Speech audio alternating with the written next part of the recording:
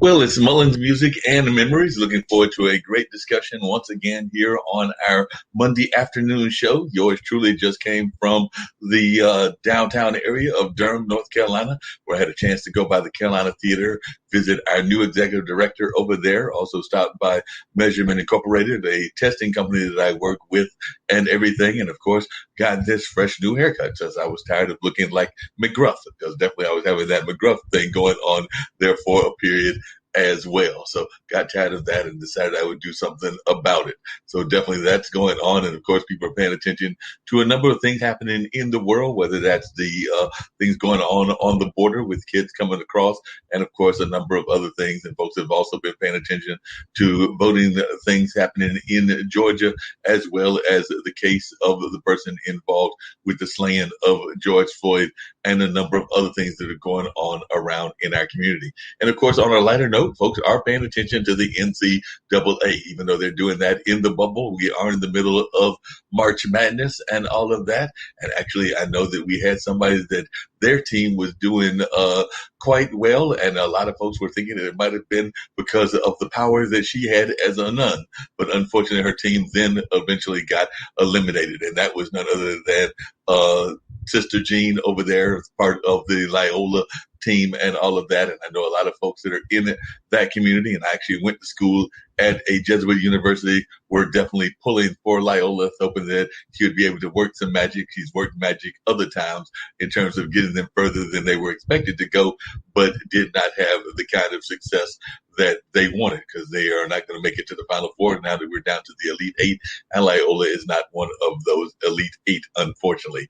But like I said, that's what's going on, and I know that a lot of folks are glad in my community that we've got a new coach, that being Shaka Smart, and we're hoping that he'll do well over there at Marquette. He's the first Black coach that's been hired over there in terms of a head coach, so that was some history making in that environment as well.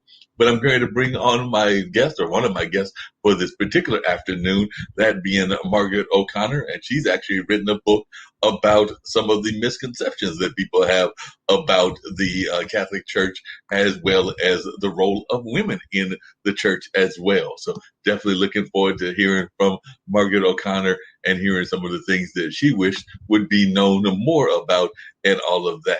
I know one of the things that when I went to school at Marquette, I was always a fan of what they call liberation theology. And I've actually got a good friend of mine here, Reverend Carl Kinney, who's a Baptist minister, that is also a fan of liberation theology as well. It's oftentimes seen as kind of the theology around revolutions and around positive changes and things of that nature. That's the way I've always defined it and all of that. But I was just wondering, definitely, Miss O'Connor, some of your own thoughts just about, because I know that you were involved in the Catholic tradition and all of that, but I don't know, I can't remember whether you were in the Franciscans or the Jesuits. Like I said, Marquette is a Jesuit university. So if you would just share a little bit about yourself and a little bit about some of the things that you wish that we knew in just society in general about the role of women in church.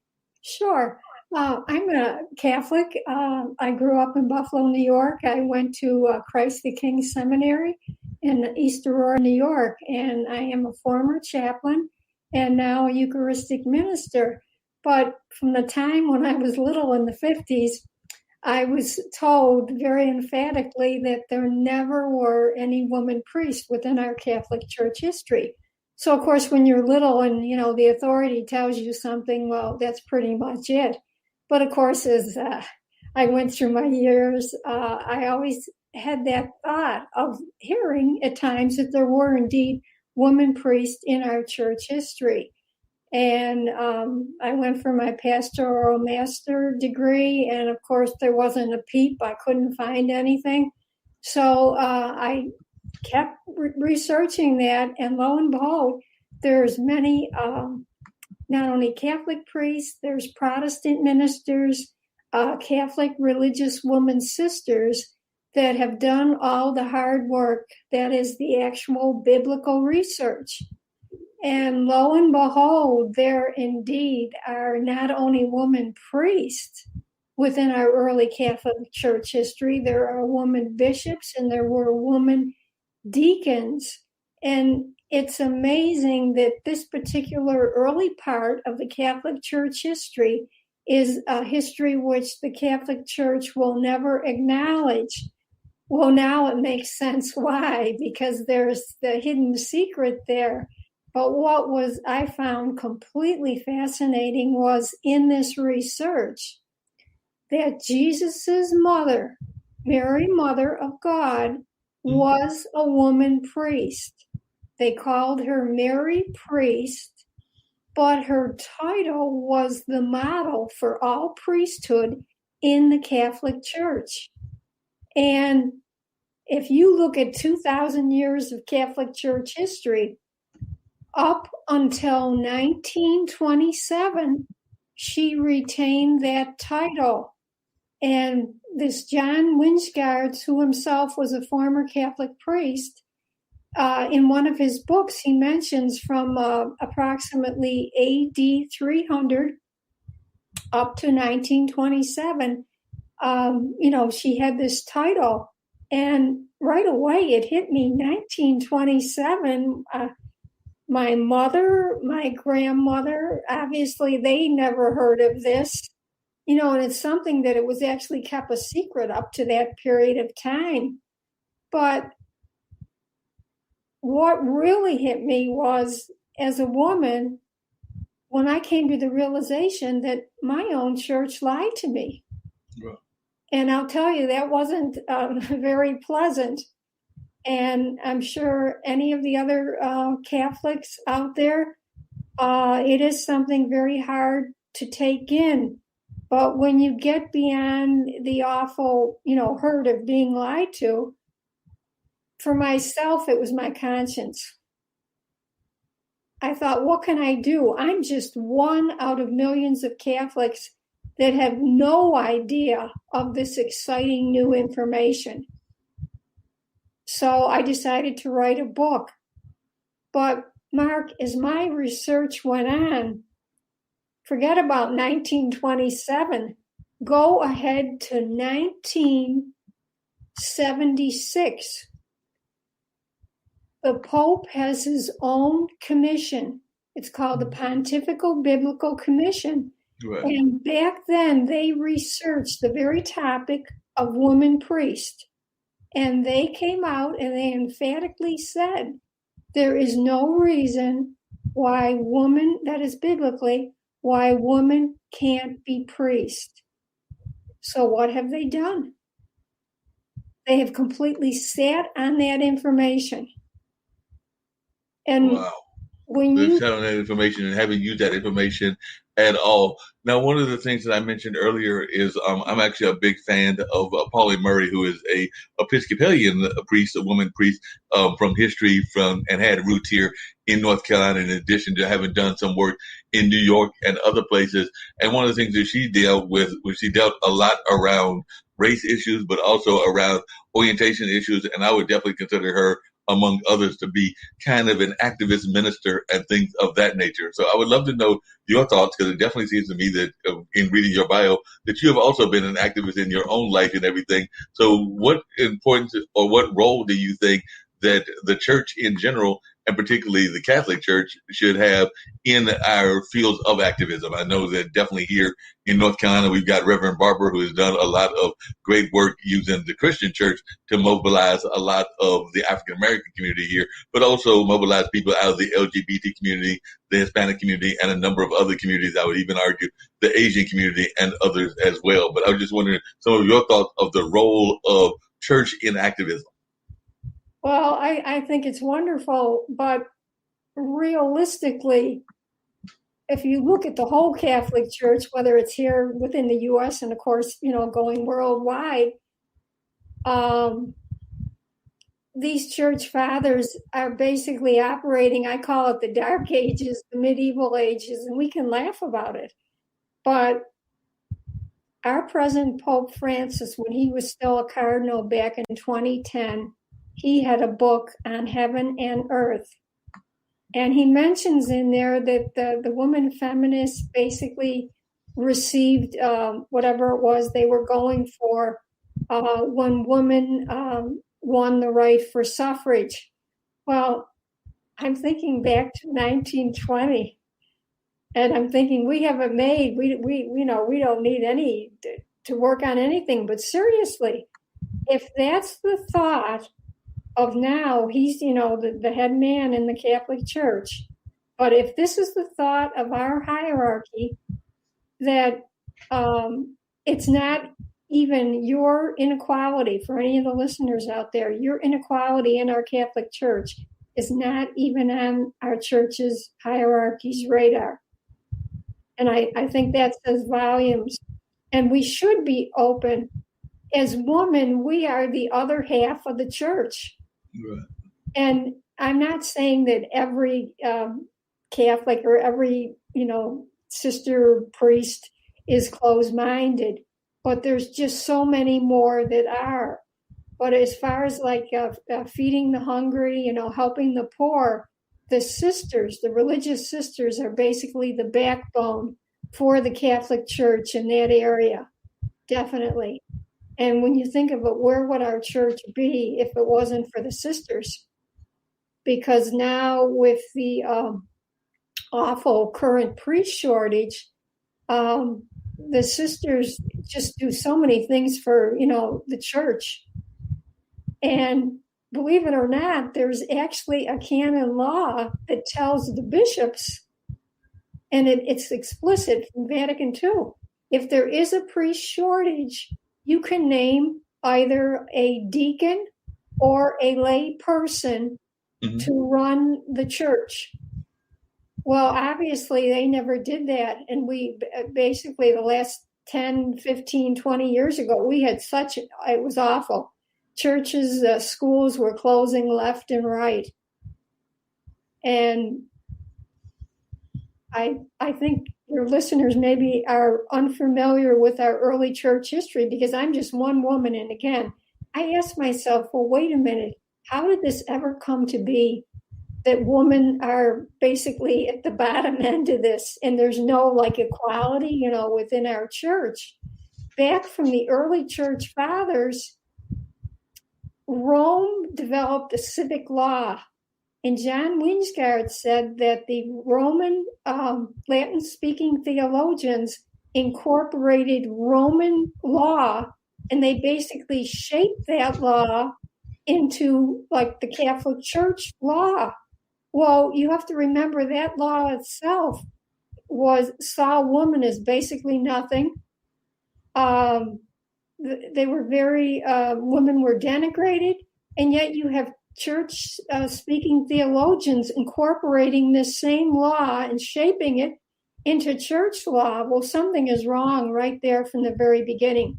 So obviously, whether it was the theologians, the canon law lawyers, they just saw woman as being unequal. We weren't made in the image of God. We were unclean. And what I mean by that is there was a term called churching. Mm-hmm. And these fathers had such an obsession about when the child came through, obviously from the mother's birth, there would be blood. And that they just saw this as something hideous. So if you were a woman and you had a boy, you would have to wait 40 days to get back into the church, and you'd have to be blessed by a priest.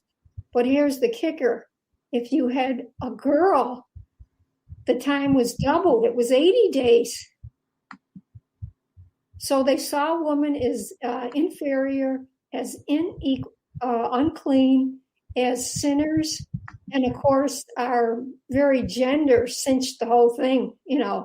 There was just basically, we shouldn't be anywhere around having religious roles. So that's basically how all this started. But again, within the Catholic Church, you probably heard there's 5 biblical reasons why women can't be priests. And the first one is that we were not made in the image of God. And of course, the men back there, they had strict dominion over women unless you were a rich woman.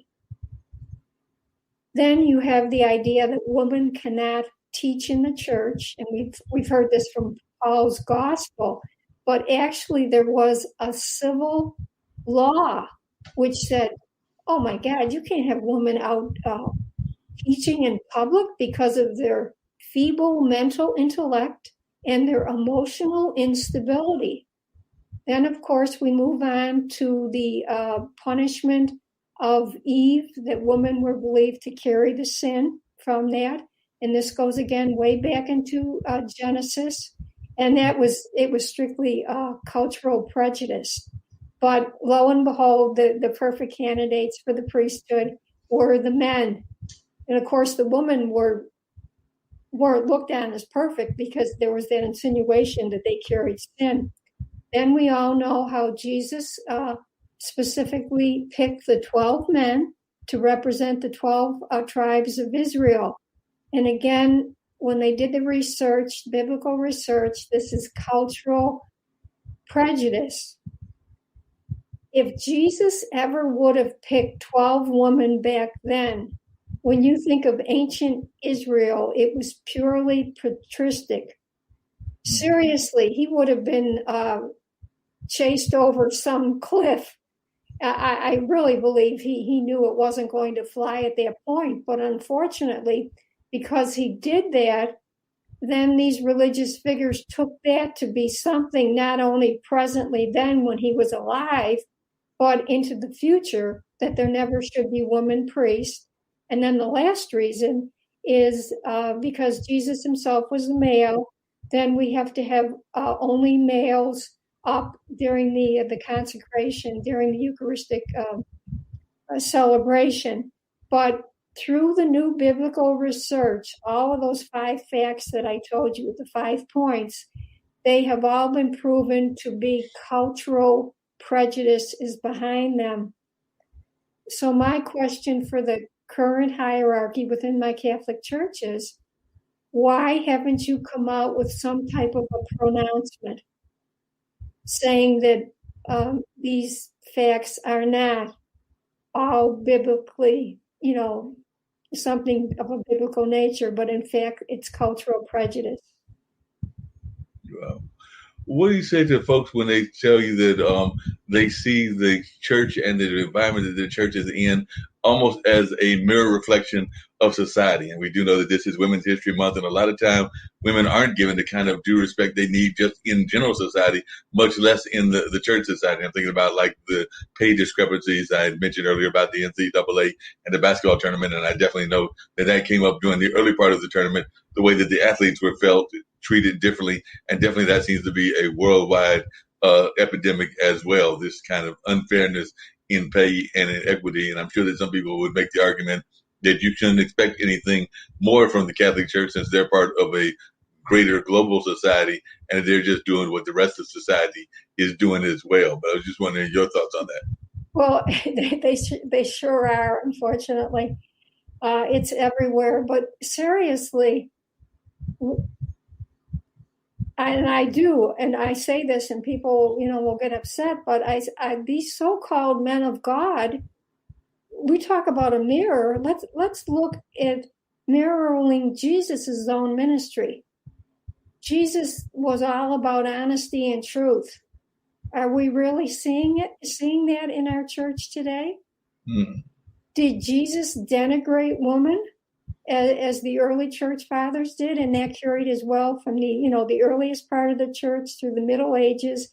And then even again today, saying that women are unequal. Why isn't the hierarchy of the Catholic Church even following Jesus's biblical words? We all know Galatians 3:28, there is no male or female. All are one in Christ Jesus. Or even going back to Genesis 1:27, in the divine image, God created female and male, God made them. So that equality is there from Jesus's words, our own baptism into the church. How can you have a sacrament such as baptism, and let's pretend we have a baby boy there and we have a baby girl there? You obviously have the male priest, officiating. The words are the exact same words. The prayers are the same. Both child is blessed with the holy water. Mhm. And yet, when we receive a call from Jesus, if that is our, desire to become a woman priest, well, we're in the wrong church because that's not going to go anywhere. We would actually have to leave our Catholic faith, if we want to become a church woman priest within the Catholic Church. So you have Jesus's words, you have this inequality, even though we've been baptized the same way. Let's go back to 1974. Mhm. They did a study of woman deacons. What did that mean to be a woman deacon? And they found these 3 of the earliest Greek studies, and they were like all in one agreement. And the wording was that whether it was a man or a woman, they were both in the church, they were on the altar in the presence of a bishop, and the bishop officiated over them in prayer. He laid hands over them, and they both received, they had a stole like around their neck, and they both received the cup to drink from. And the women back then were called deaconesses. Right. So I have another question for our hierarchy. Why did Pope Francis ever have to initiate back in 2016 a new study of women deacons in our church? Here again, what was found in 74 was never acted on. And Wow. what kind of equality is that? And I know I'm saying all these things, and it's shocking because, this is all new for so many people, especially about Mary being a priest. Right. But I'm presenting the truth.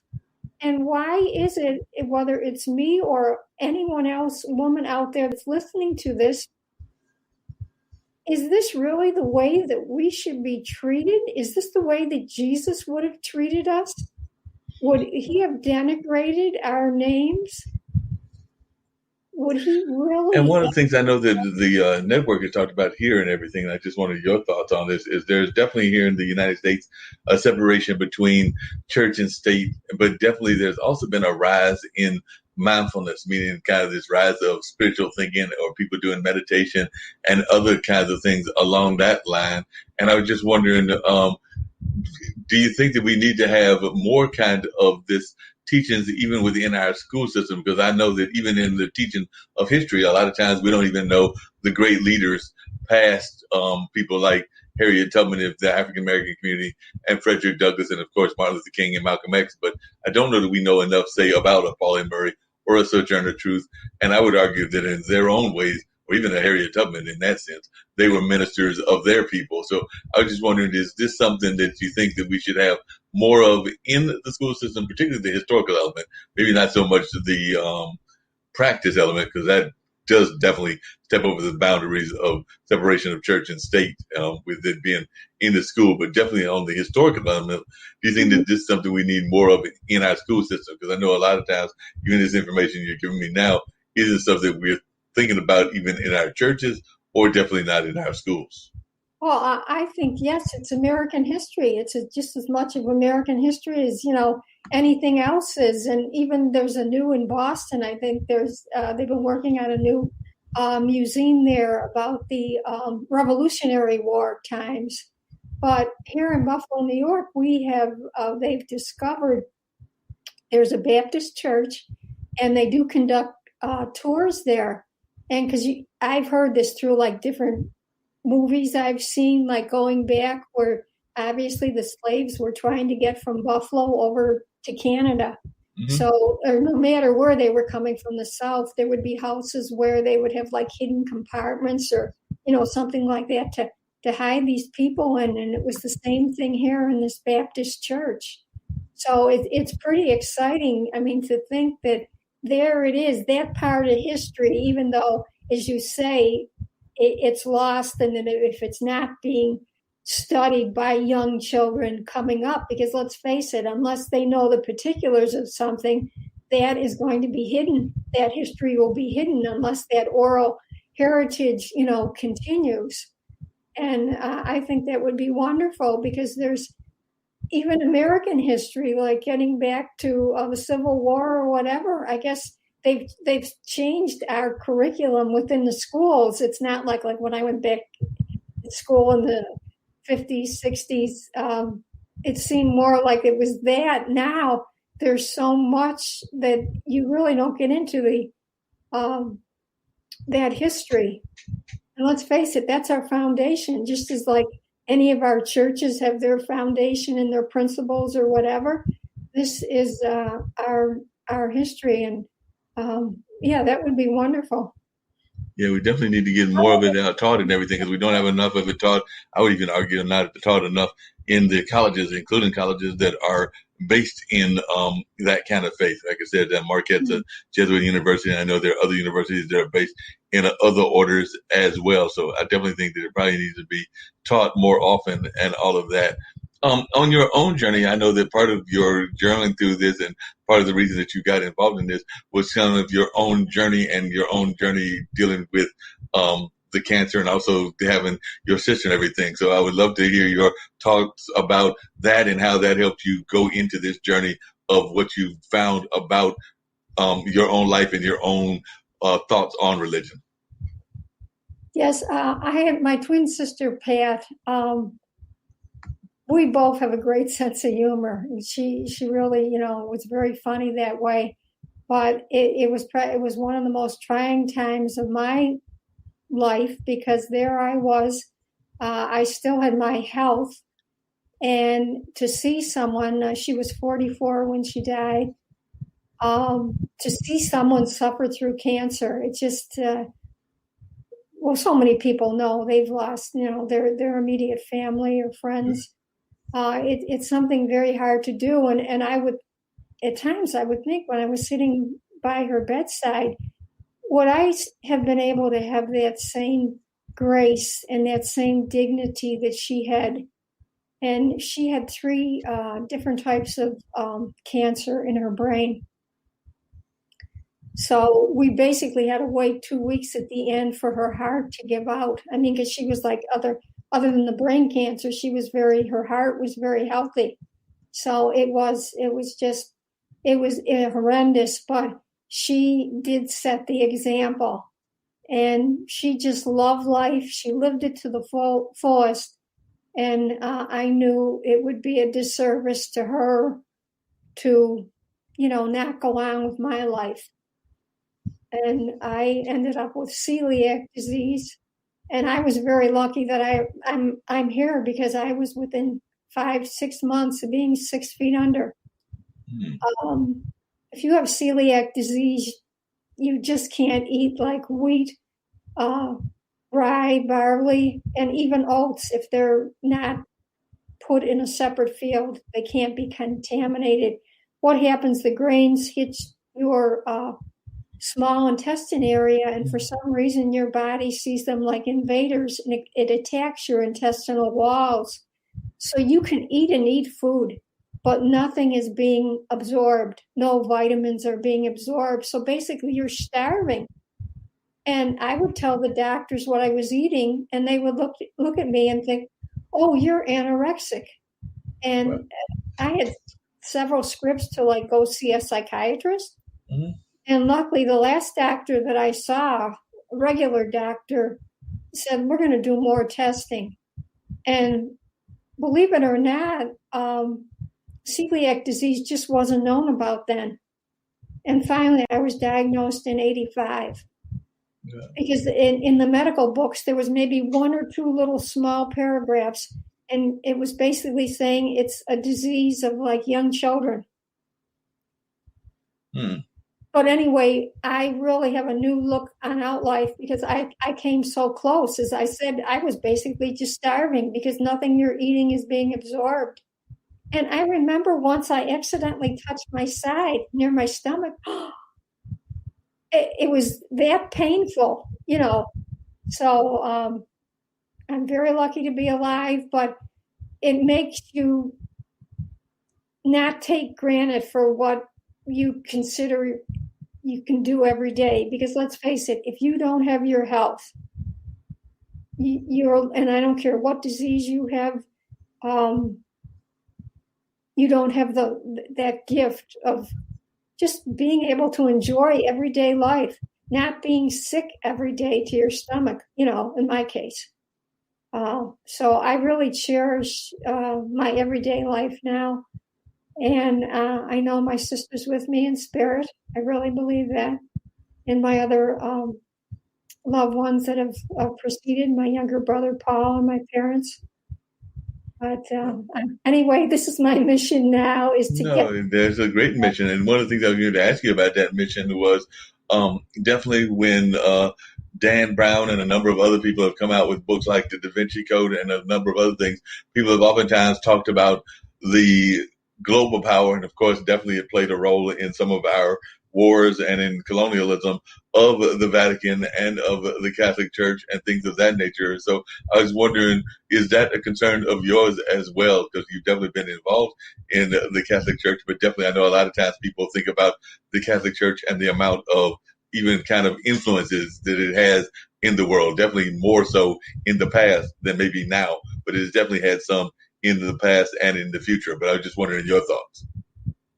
Well, I just know it's a church now that we need to do a lot of cleaning. I pick it not only for women priests, but I pick it for priest sexual abuse. Right. And we had in Buffalo, New York, a disgraced bishop finally was removed. And he basically, this priest was let go by the former bishop that left Buffalo. This new bishop comes along, and all of a sudden he reinstates this priest. Well, I mean, alarm bells go off. This just can't happen. Well, this priest finally goes back to the way of what he was doing, and this bishop, how can I get, he moved him here and there. I mean, what am I going to do? So he had this, oh my God, this novel idea. Let's write a cruise ship line. And they had a copy on the news of the email that he sent to the cruise ship line.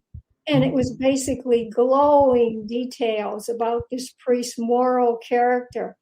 But what I'm trying to say is this priest abuse issue just isn't with the deviant priest.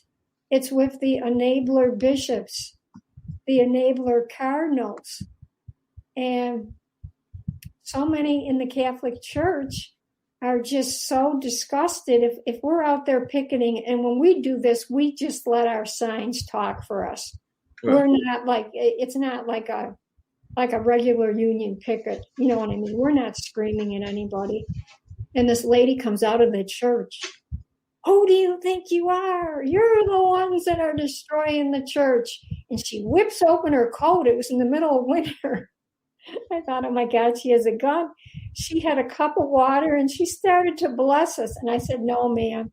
I said, I know what's going on in this church. And I said, we are out here because priests are raping young children and young adults. And yet you're saying that I can't protest against that? And then she turned away. But we had something, Mark, it was called Pray and Obey. And it was really back in the early years of the church, and then even up into the 50s, 60s. Then it's not like it was that you just knew. You never spoke out against your pastor, let alone whatever Rome was up to. But I'm not using it as an excuse, but this just brought, I really feel, such a complacency into the church among the regular Catholics, what we're called the laity, that you never had to speak up. You never had to question the authority in the church. And in Vatican II, it said that the laity have every right to speak out on issues which concern, the church, that are really important. And that's what I'm doing. And as well, that's what any Catholic does have the right to do. And you are the people of God. Vatican II told us that we, the laity, are the people of God. And that might sound like pie in the sky words. But if you come together as one, we have to make the hierarchy accountable for what, not only what they're doing, what they haven't done. They're in the driver's seat. And I want any Catholic or Christian out there, I have a petition at my website, yourradicaltruth.com. And I'm asking Pope Francis to reinstate Mother Mary's title.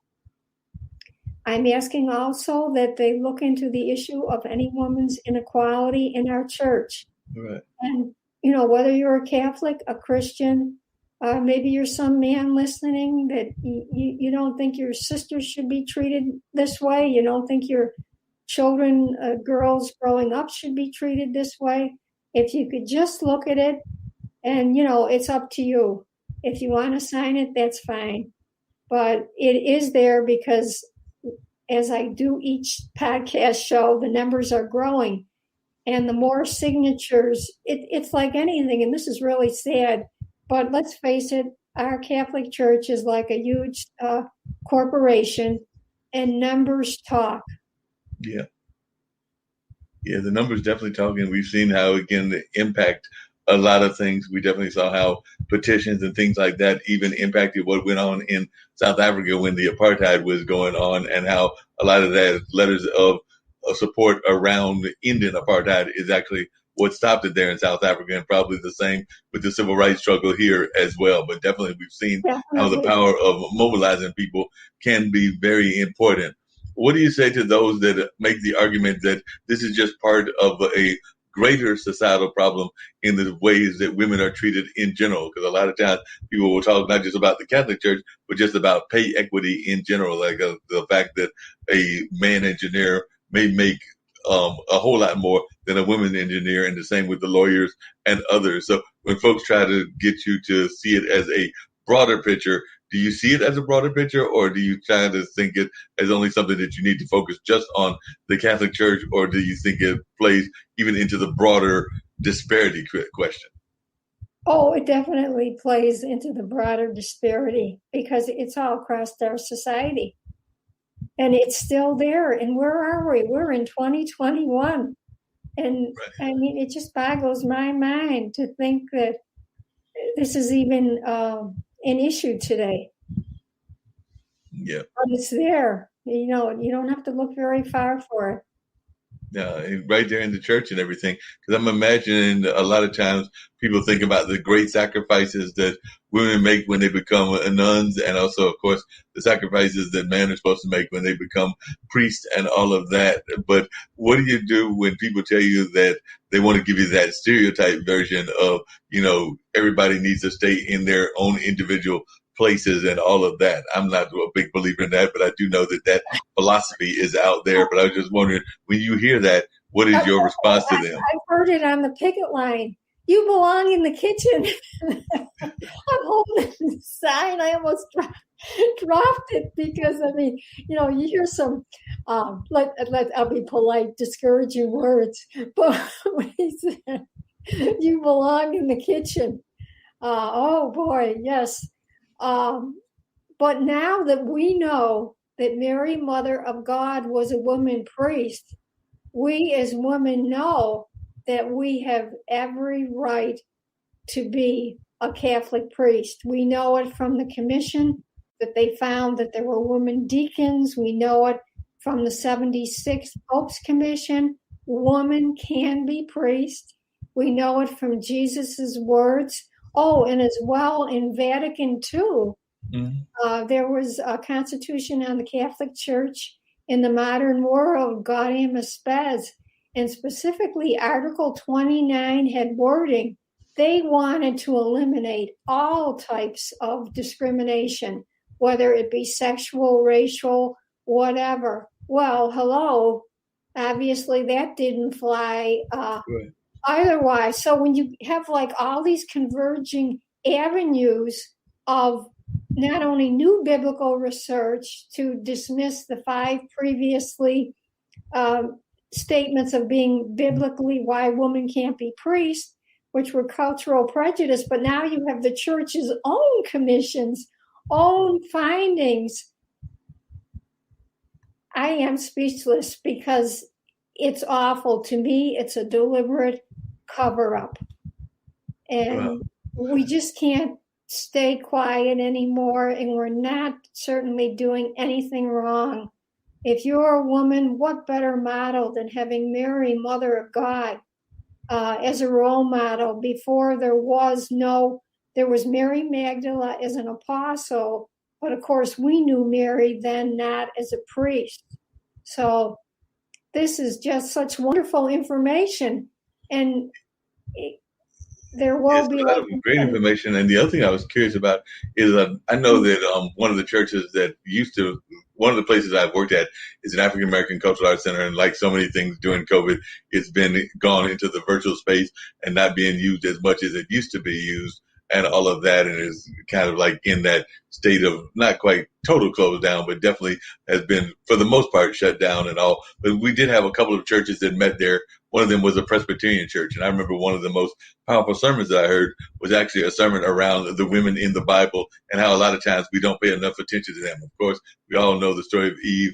Definitely you've mentioned Mary, the mother of Jesus Christ and everything. But there are a number of other women characters in the Bible that don't get the kind of press that they should get. And some of them had some very powerful stories, including stories of coming out of abuse and other kinds of things as well. So I was just wondering, who are some of your inspirations of the women leaders in the Bible that you look forward to or that you look to when you're looking at your own Bible and your own passages? Because I do think that there are a number of them that don't get the kind of support that they should get from our area ministers, no matter what their denomination is.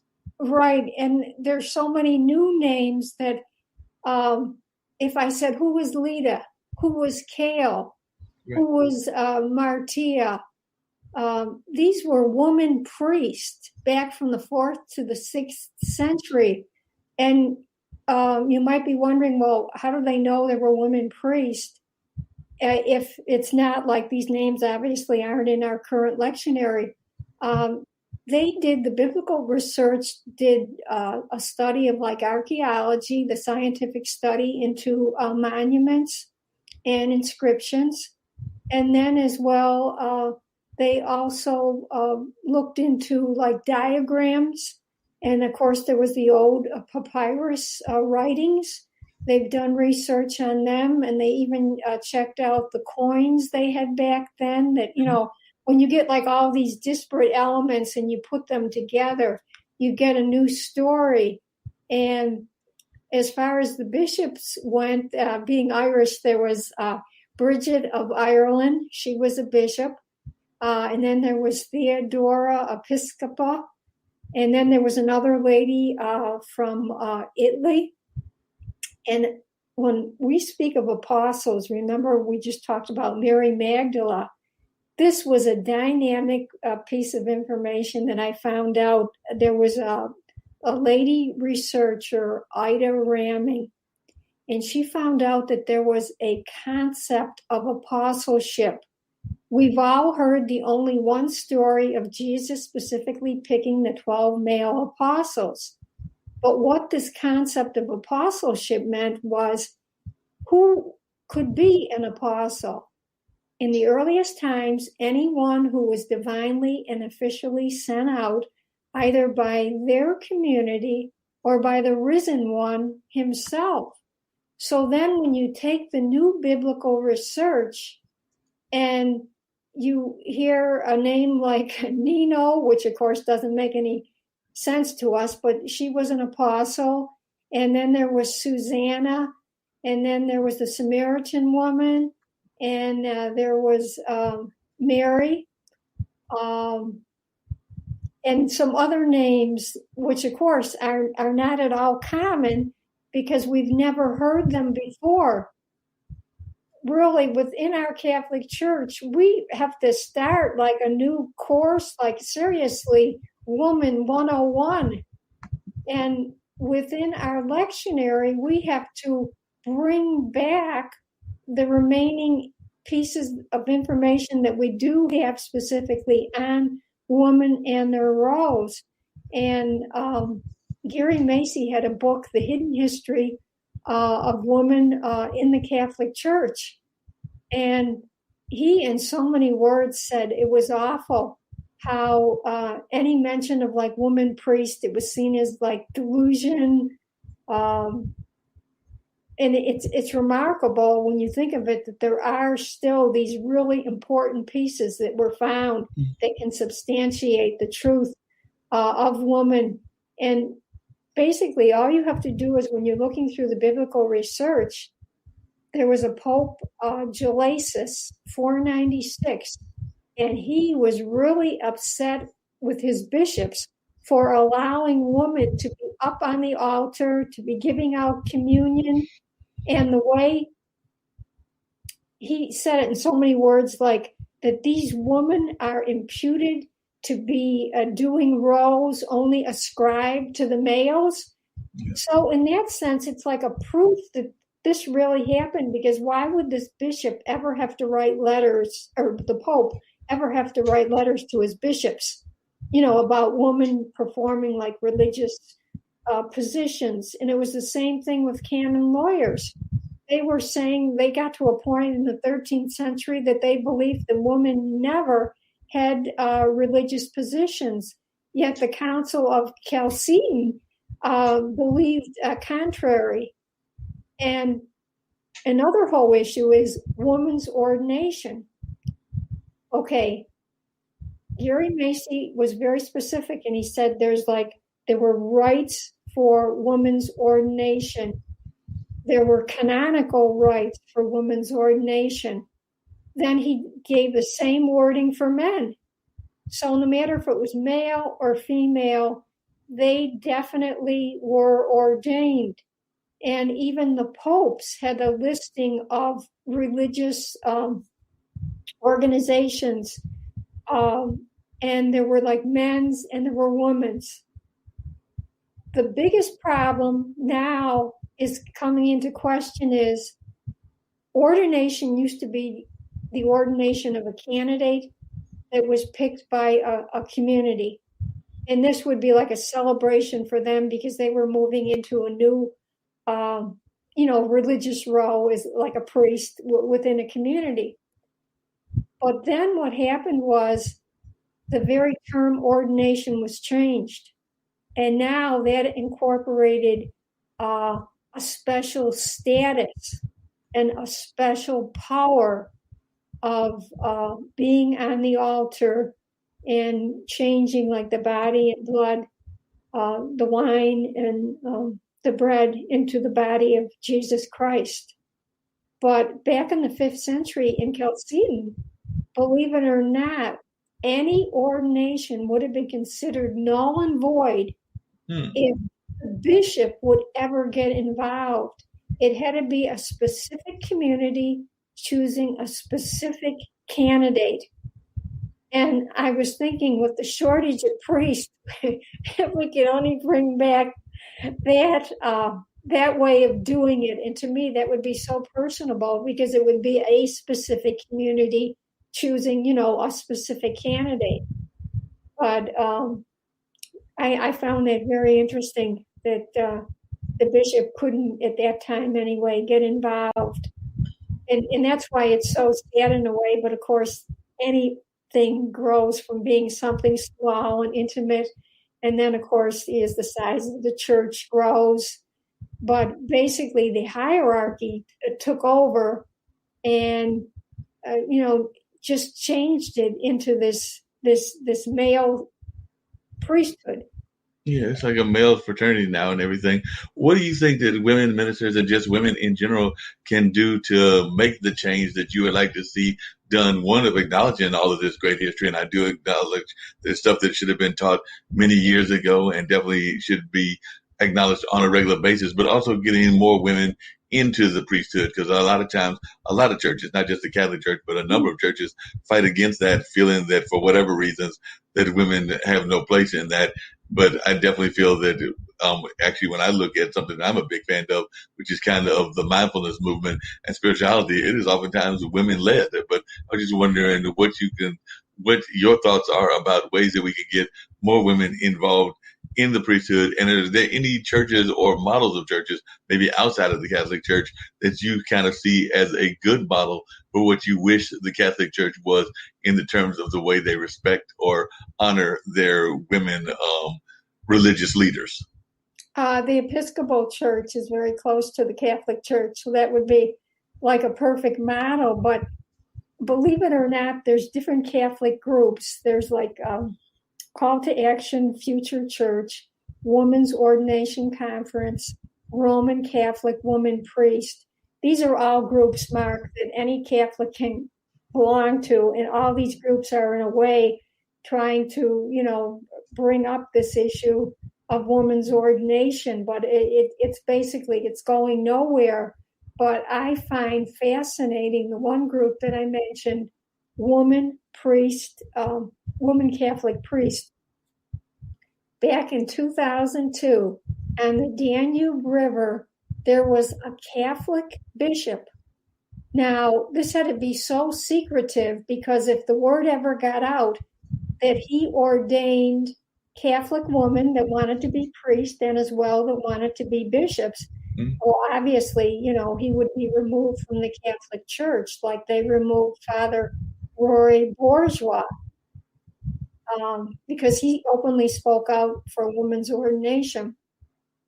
So anyway, this bishop ordained these Catholic women priests and Catholic women bishops. And what made this so important was that he ordained Catholic women bishops is that within our Catholic Church ordination tradition, there's a term apostolic succession. And what that means is it goes back to the apostles.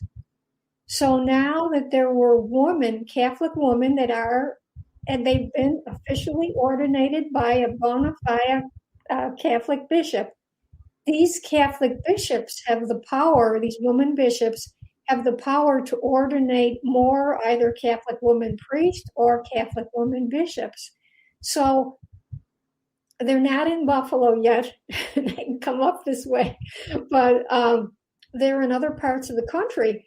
And this will give you a real flavor of what could be within our Catholic Church, because these women are Catholic women priests and Catholic women bishops. So I find that fascinating, to see that.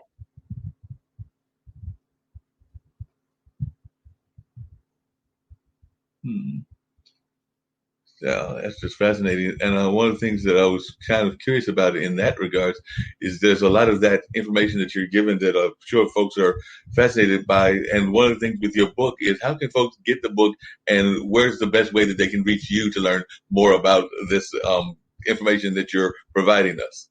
Oh, thank you, Mark. They can go to my website, yourradicaltruth.com, yourradicaltruth.com.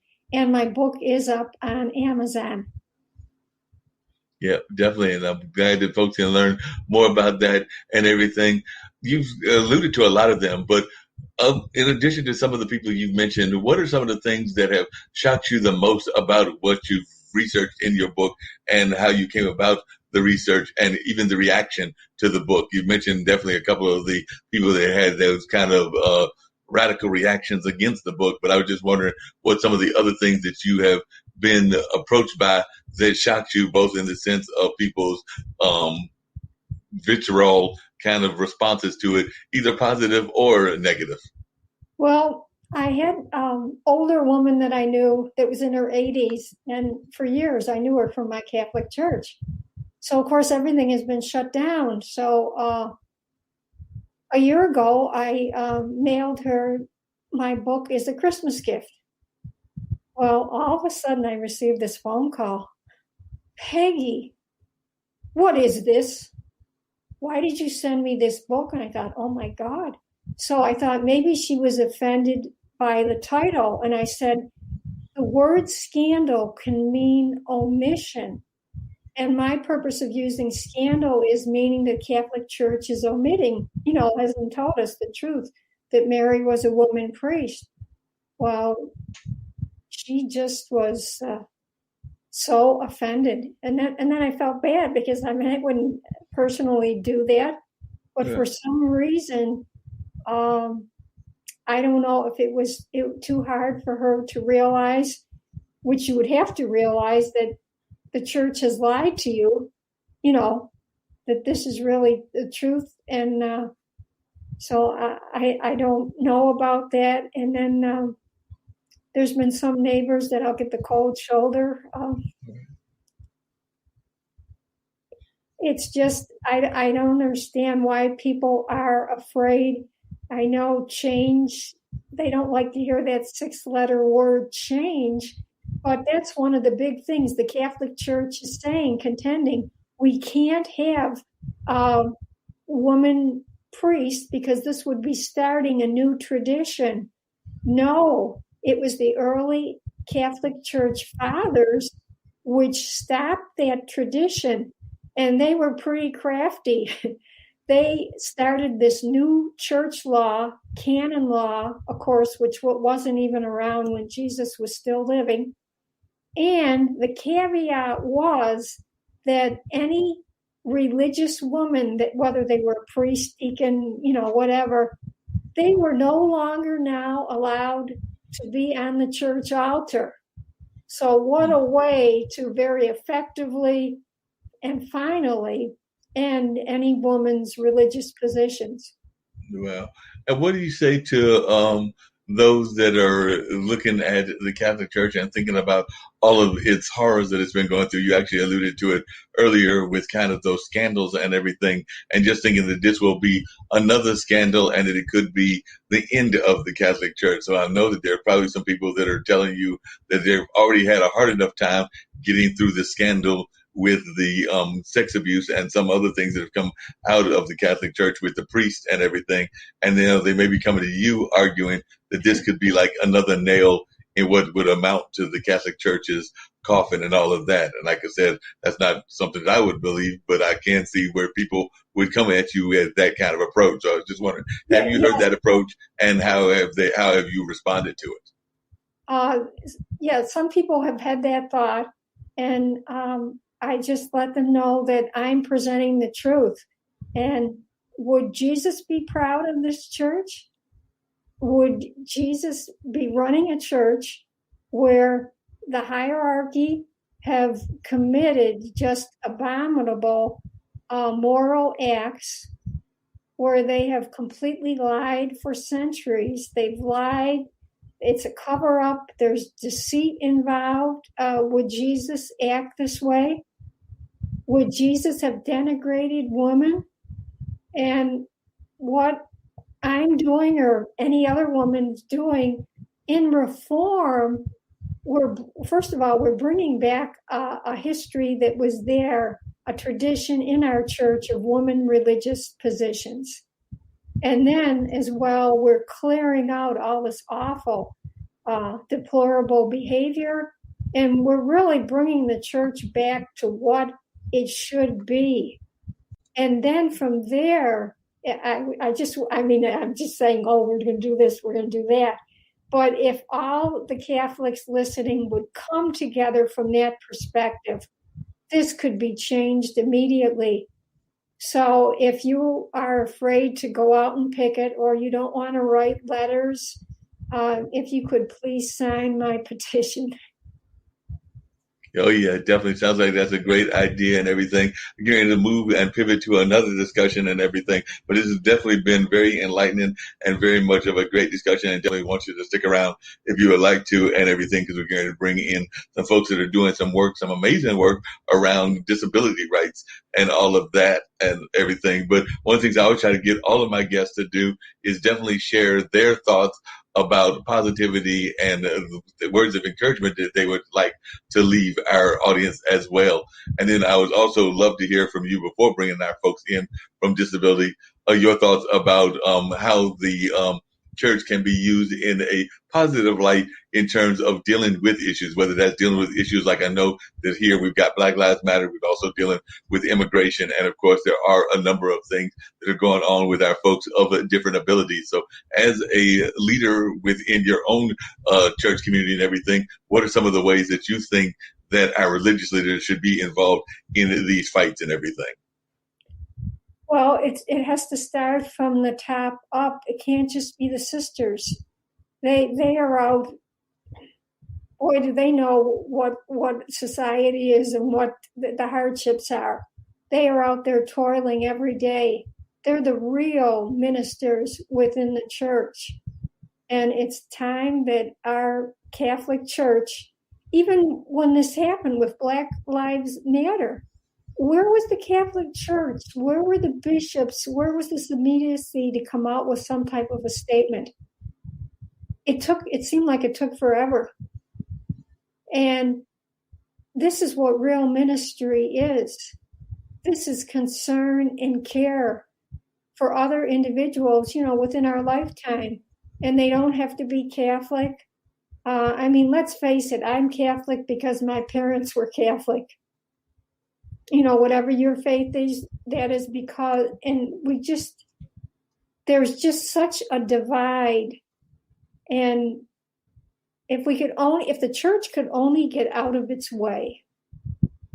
Yeah, that makes a lot of sense. And even when you said that and everything, I was actually thinking about even how I hadn't really heard a statement from the Catholic Church, or a number of churches for that matter, in regards to the crisis across the border and in Latin America. And we know that a lot of our Latin American countries are actually heavily Catholic in the sense of the church family that they belong to, because we do know that a lot of the countries are very much, go to Catholic churches and things of that nature, whether it's in Mexico, whether it's in Honduras or Guatemala or a number of the other Southern and Central American countries. But I've not heard the Catholic Church as a whole, or even in those environments, make a lot of statements about some of these horrors that are happening from our environment. But I'd love to hear your thoughts. Well, I know with that liberation theology, I know that our former Pope Ratzinger was very much against liberation theology. And these men are acting like they're back in the Middle Ages or somewhere. And anything that there's any little something, I'm surprised maybe they did use scandal. So many times, unfortunately, the Catholic Church will use the word scandal. Oh, we can't have this because this will create a scandal. And they're hiding behind the heinous moral acts of priests because, we couldn't have a scandal in our church. So we couldn't say anything. Mark, back in, I think it was about 1970, in the 70s, there was a priest a year or so, not a priest, a policeman a year or so ago, and he told us in the Buffalo News that if a priest was caught in a park at night, he was taken to the police station. Was he fingerprinted? Was his picture taken? No way. They would call the chancery and another priest would pick him up. Wow. And if that shenanigans was going on, you just wonder. Talk about corruption. Something's going on between the police force and the Catholic Church. Now, what does that say? Yep, that's true. And like I said, I definitely want you to stick around, but wanted to bring in Liz and one of my other guests, because we're going to talk about different abilities, because she told me that it's not disabilities, it's different abilities at everything. So definitely wanted to bring her into the conversation. And they just did this great Easter seal challenge as well. So before you came on, Liz, we were having this great conversation with Margaret and Mary O'Connor, and she's actually written a book about what's going on in the Catholic Church and the fact that there were actually female ministers that were in the Catholic Church way before the time of the whole what's going on now. And I know that a lot of times we're hearing about the fight to get female ministers in the Catholic Church, but her argument is, hey, wait a minute. Mary, the mother of Jesus Christ and everything, as well as others, was already a minister in the early days of the church. And when I've done my research, I've seen another of other great women leaders in the church. And this is Women's History Month. And I know that you, as a disabilities person, are doing a lot of great work in that space. So I'd love to hear your thoughts just about the role and power of women in activism work. And then I'll bring in some of your other folks as well. Absolutely. Well, thank you very much for having me. My name's Liz. I'm a disability rights advocate. I am also neurodiverse. I believe that everyone deserves a chance regardless of labels. I think it's especially important for every marginalized group, not just the disability community, to get the chance and equal opportunity they deserve regardless of label or identity. We're all human. Everyone deserves a chance. I think it's important. The more diversity we have, the better. There's power and celebration in diversity. And I think that, that's self-love is key for that. Self-love, acceptance, understanding, and just being receptive to all kinds of minds, all kinds of processes, support systems, neurology. I prefer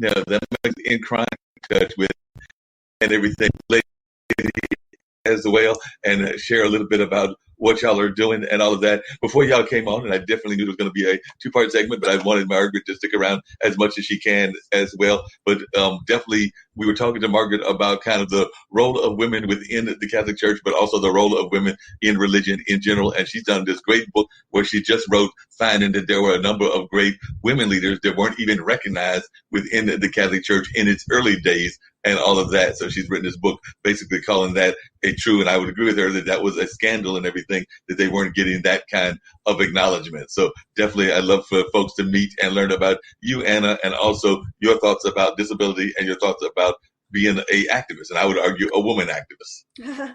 I would argue the same. Hi, Mark. Great to see you again. Thank you for having us on. Like Liz, disability advocacy is in my DNA. I have cerebral palsy, which is a physical disability that I was born with, and just requires the use of mobility devices in my daily life.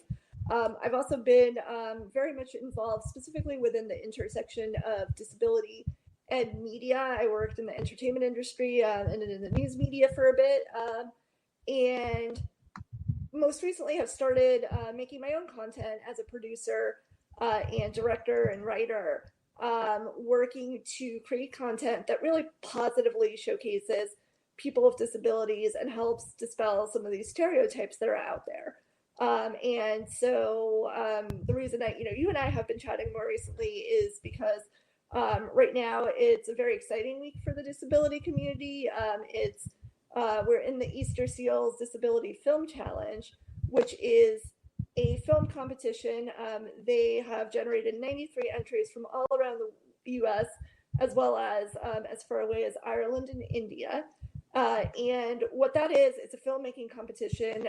Every team gets 5 days to create a short film up to 5 minutes long, from concept to finished product. And then there's a week-long promotional campaign, which is what we're doing now. And every team has to have at least one person with a disability on it.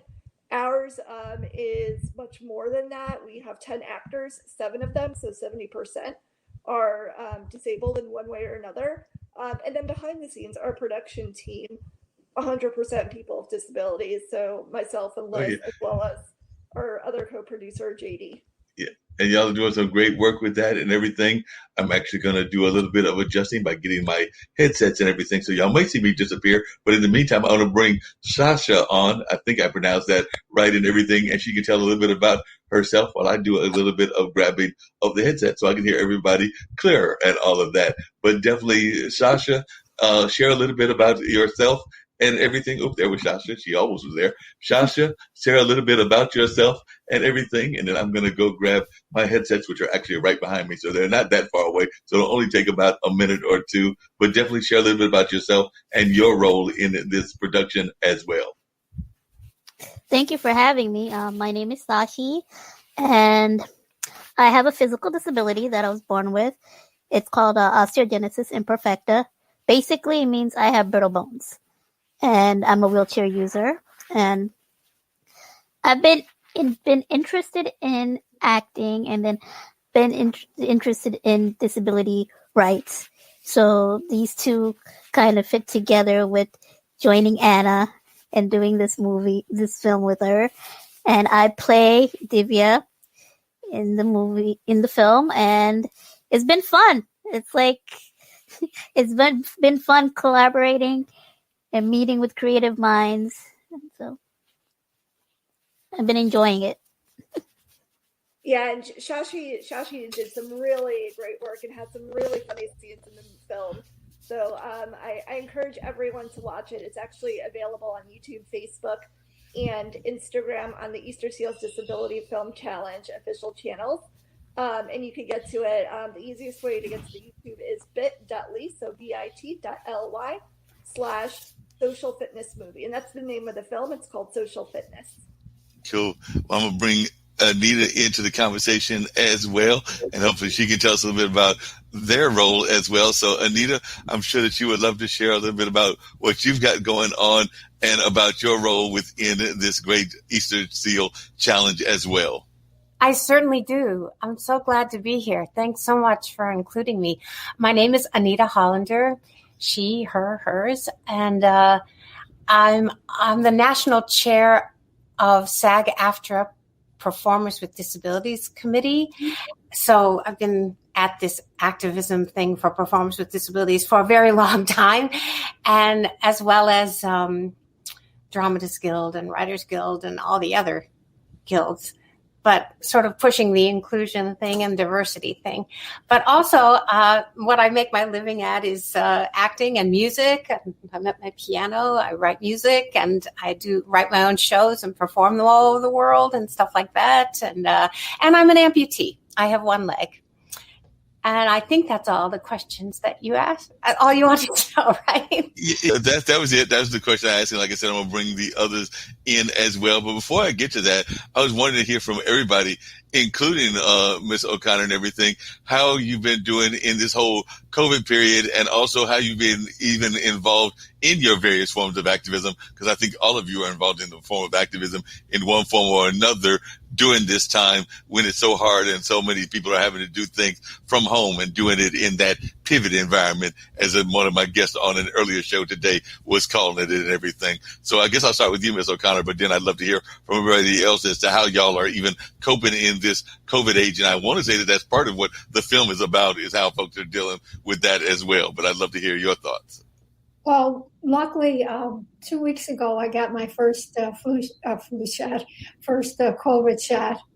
And then I'll have a second one in April. So it really, such a relief, that hopefully, it's going to kick in and things are going to change. And of course, for anyone, it's just been such a change.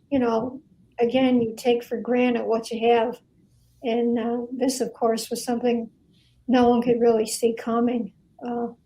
But through the medium of the podcasting show, it's pretty neat that, I'm able to go on and, try to reach people. Definitely. What about yourself, Liz? Yeah. It was definitely a tough transition with the whole pandemic. Routine and fear of the unknown can be very overwhelming, especially for those on the autism spectrum. But, I found that we could still be creative and create. Instead of focusing on what I couldn't control, I started channeling all my extra energy into paint. And I made 100 paintings at least since the pandemic started. I've done with Anna, we did the Superpower film in 2020. We did another film with this awesome team of people again for Easter Seals Disability Film Challenge. I expanded my craft with video editing, worked on 2 whole productions with ADA Lead On, which you can find on Facebook. ADA 30 Lead On, celebration of disability arts, culture, education, and pride in the NDEEM, National Disability Employment Awareness Month, which focuses and highlights on talents, diversity, and giving everyone a chance regardless of label or identity, which is something I really stand for always. But yeah, I think the pandemic, as traumatic as it is for pretty much everyone, we can still focus on what we can do too. We can still create, we could still reach others, even if it's not in the old way. We got to adjust to this new normal now, and that we're working toward it. And yeah, just keep doing your best. Yep, definitely. I agree with you on that. Anna, I'd love to hear from you, your thoughts about how you've been coping as well. And then, like I said, I'm going to bring in Liz and Bree as well. But definitely, I'd love to hear your thoughts as to how you've been coping during this time as well. Yeah, sure.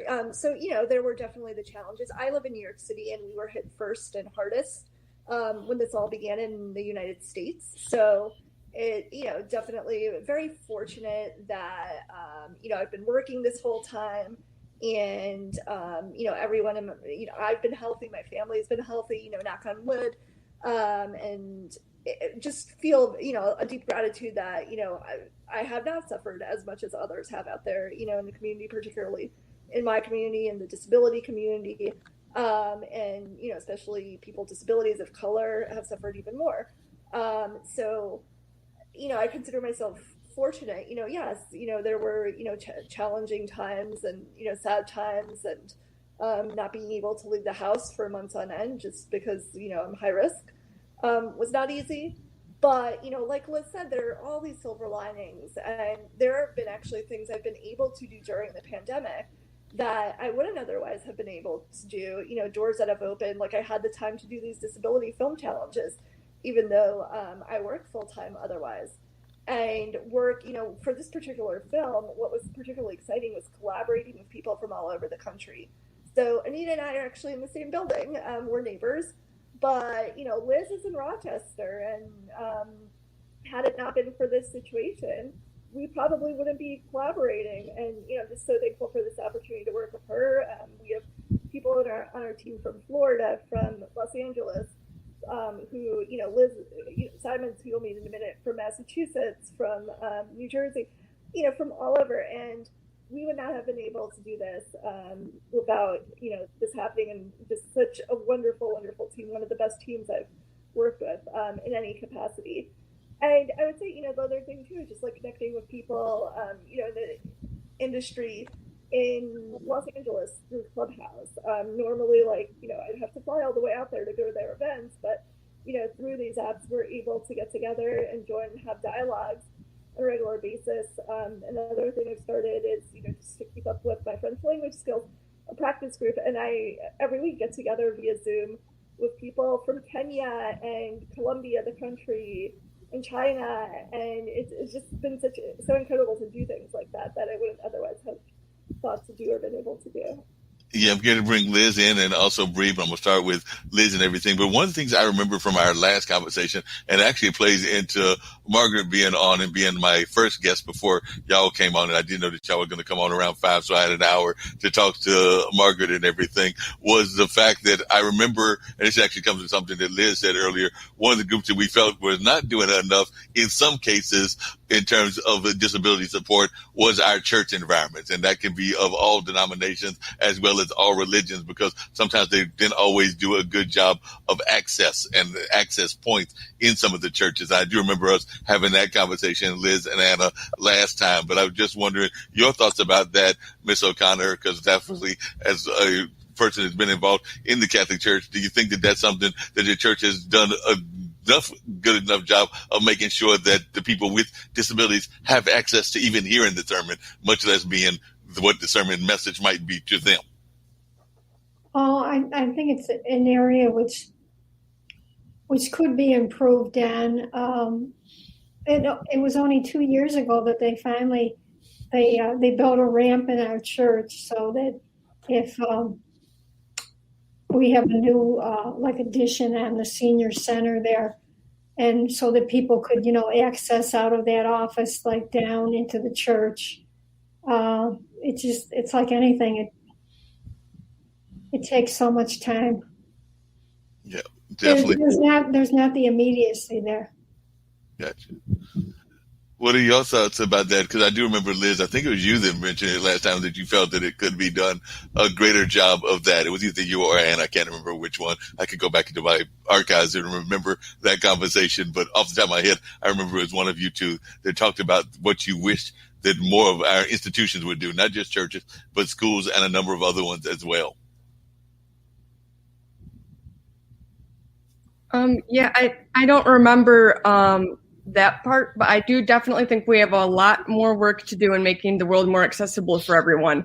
And it all starts with, like things like the Easter Seals Disability Film Challenge, just like spreading acceptance and good understanding and inclusion and equal opportunity for everyone. I think we definitely need a lot more accessibility in institutions and all types of facilities and education. Yeah, wait a minute. Definitely.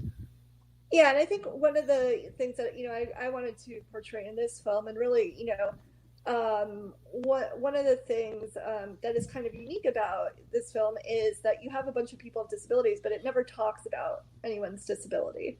They're just people and doing normal things and abnormal things too. So the idea is that like in any capacity, no matter what sphere of life you're talking about, people with disabilities should have access to it, because they could be your customers, they could also be your employees. One of the people that you see in the film in the first few minutes is a reporter who uses a wheelchair, and her disability is one of the few that actually is very visible in the film, because if you watch it, you can't tell that Anita has one leg, because she, you see her from the waist up.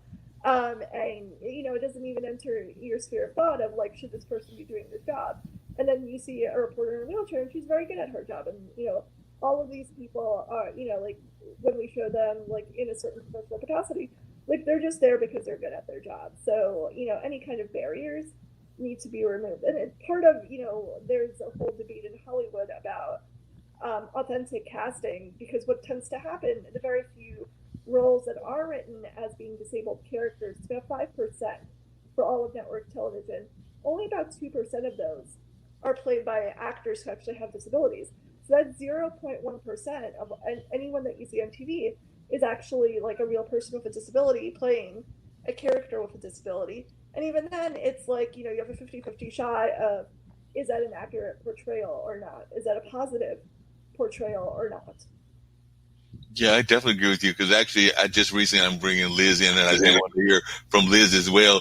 But I just finished watching what I would consider one of the best examples of non-traditional cast and everything, and I actually found it to be an enjoyable show and everything. And that was the new TV series Chad, which is actually about a teenage boy and some of the kind of things that teenage boys go through when they are the misfits in their high school and all of that. Ironically, it is played by an Asian woman, and there is also a main character, I think it's one of his best friends, who is in a wheelchair.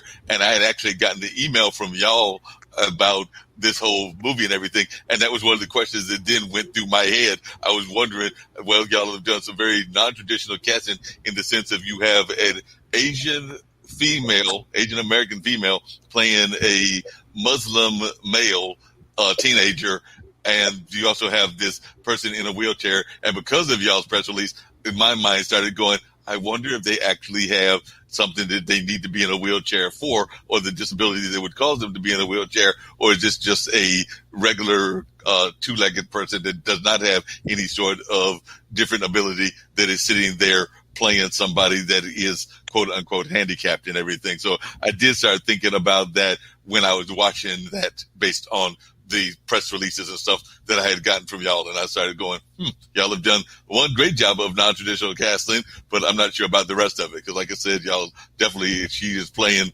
totally a teenage boy and everything, but she is plainly not. But Liz, love to hear your thoughts about being involved in the film and what your role is. And then I'm going to bring Bree in as well. Awesome. Thank you so much for having me. Can you guys hear me okay? Yep, hear you loud and clear. Beautiful. It's funny, I never use this microphone, so I wanted to make sure. Thank you so much for having me, Mark. My name is Liz Simons. I am an ally of the disability community. I used to work with Anna, and we haven't worked together for several years, but we've kept in touch. I do a little bit of stand-up and performing on the side. And when Anna asked me to take part in this, I was incredibly honored and touched to be involved, because as an ally, I need to be educated. I need to know more. And I think back, I'm a child of the 90s, and I remember watching certain movies growing up, and to speak to this casting. And I remember whenever they would cast an able-bodied actor in one of those roles, they would always get credit for being brave. And, even as a young kid, I didn't have the language, but it always bugged me. And the one that I really remember is What's Eating Gilbert Grape with Leonardo DiCaprio, and he played someone with some disabilities, and it was he got nominated for an Oscar. And now we can see how insulting that is. And I feel like we've come a long way, but there's a lot of work to be done. And I'm just really proud of this team and incredibly proud and humbled to be part of it, who are chipping away at that. Cool. Well, I'm going to bring, I think I see Bree coming back into the room, and then I'm going to play the Easter Seal Challenge 4-minute clip and everything. But I wanted to bring Bree in. I see Bree's back. So definitely, Bree, tell us a little bit about your involvement as well and what you've been doing with this amazing team also. Hi, Mark. Hi, everyone. Can you hear me all right? Yep. All right. So great to be here. So my name is Bree Klauser. I am a New York-based actress, voiceover artist, and singer who happens to be born legally blind. Publicly, I identify as low vision, visually impaired. And I had the pleasure of meeting Anna right before UCB closed their doors, unfortunately. I think we met in March of 2021, like weeks before the shutdown. So I'm very grateful I met you in that sketch class, because it's in traditional training, like educations like UCB and acting classes. As actors, we're always learning. It's very rare that you just run into another person with a disability, and especially one who is very funny like Anna is. So we kept in touch, and I was just so thrilled when she invited me to be part of her film, and we had so much fun. I love this script. I love this story. I love the whole sketch comedy vibe of it, and I love that all of us got to bring a little bit of improv flair to our characters and just go there. And what you said before, I really love that disability is not the subject, that we are just people surviving after the pandemic, trying to adjust. And half the people in the film who have disabilities you wouldn't necessarily know. You wouldn't necessarily know looking at me and Anita and others that we have a physical disability, because we're just telling the story. And I think that's it should be more like that. I'd like to see more PWDs on camera in stories that have nothing to do with disability. Oh, also real quick, before the pandemic, you might know me from Apple TV Plus's series C, with Jason Momoa, and I'm also on Audible Originals. I am the main character in the series Freaks with a PH with Carrie Coon and Christian Slater. So check that out as well.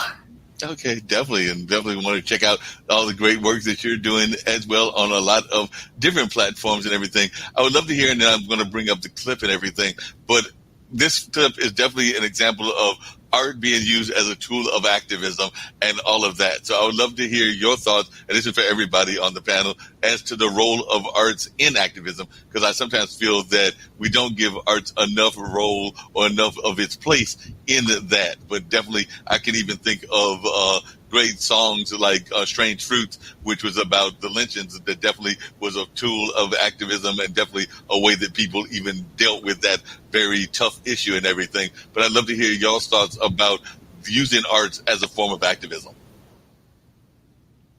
I'll jump in unless anyone else wants to. Go for it. All right. It's funny, you said a song, and the first song that came to my head was Change Gonna Come. Yep. What an interesting story behind that song that we could talk for hours and hours about. But absolutely, I think art is activism, because we, as a culture, especially in the Western world, we learn from the media. So we get our perception of different cultures and our perception of disability through what we see in TV and movies.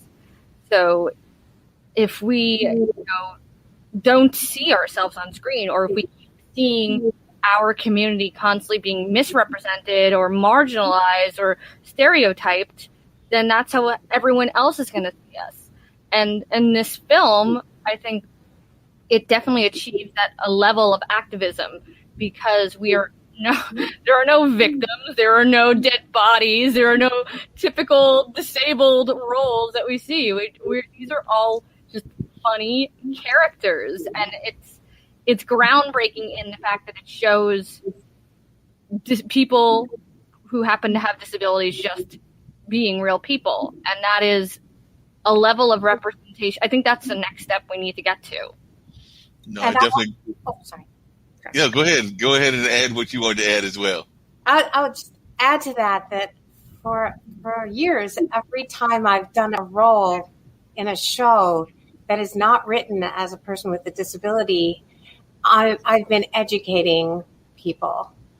I particularly bring up the example of playing Grisabella in Cats as a three-legged cat, and it changes the audience. They can't leave the same way they came in, because obviously I have the chops to play the role, to sing memory, and to dance and do all those things.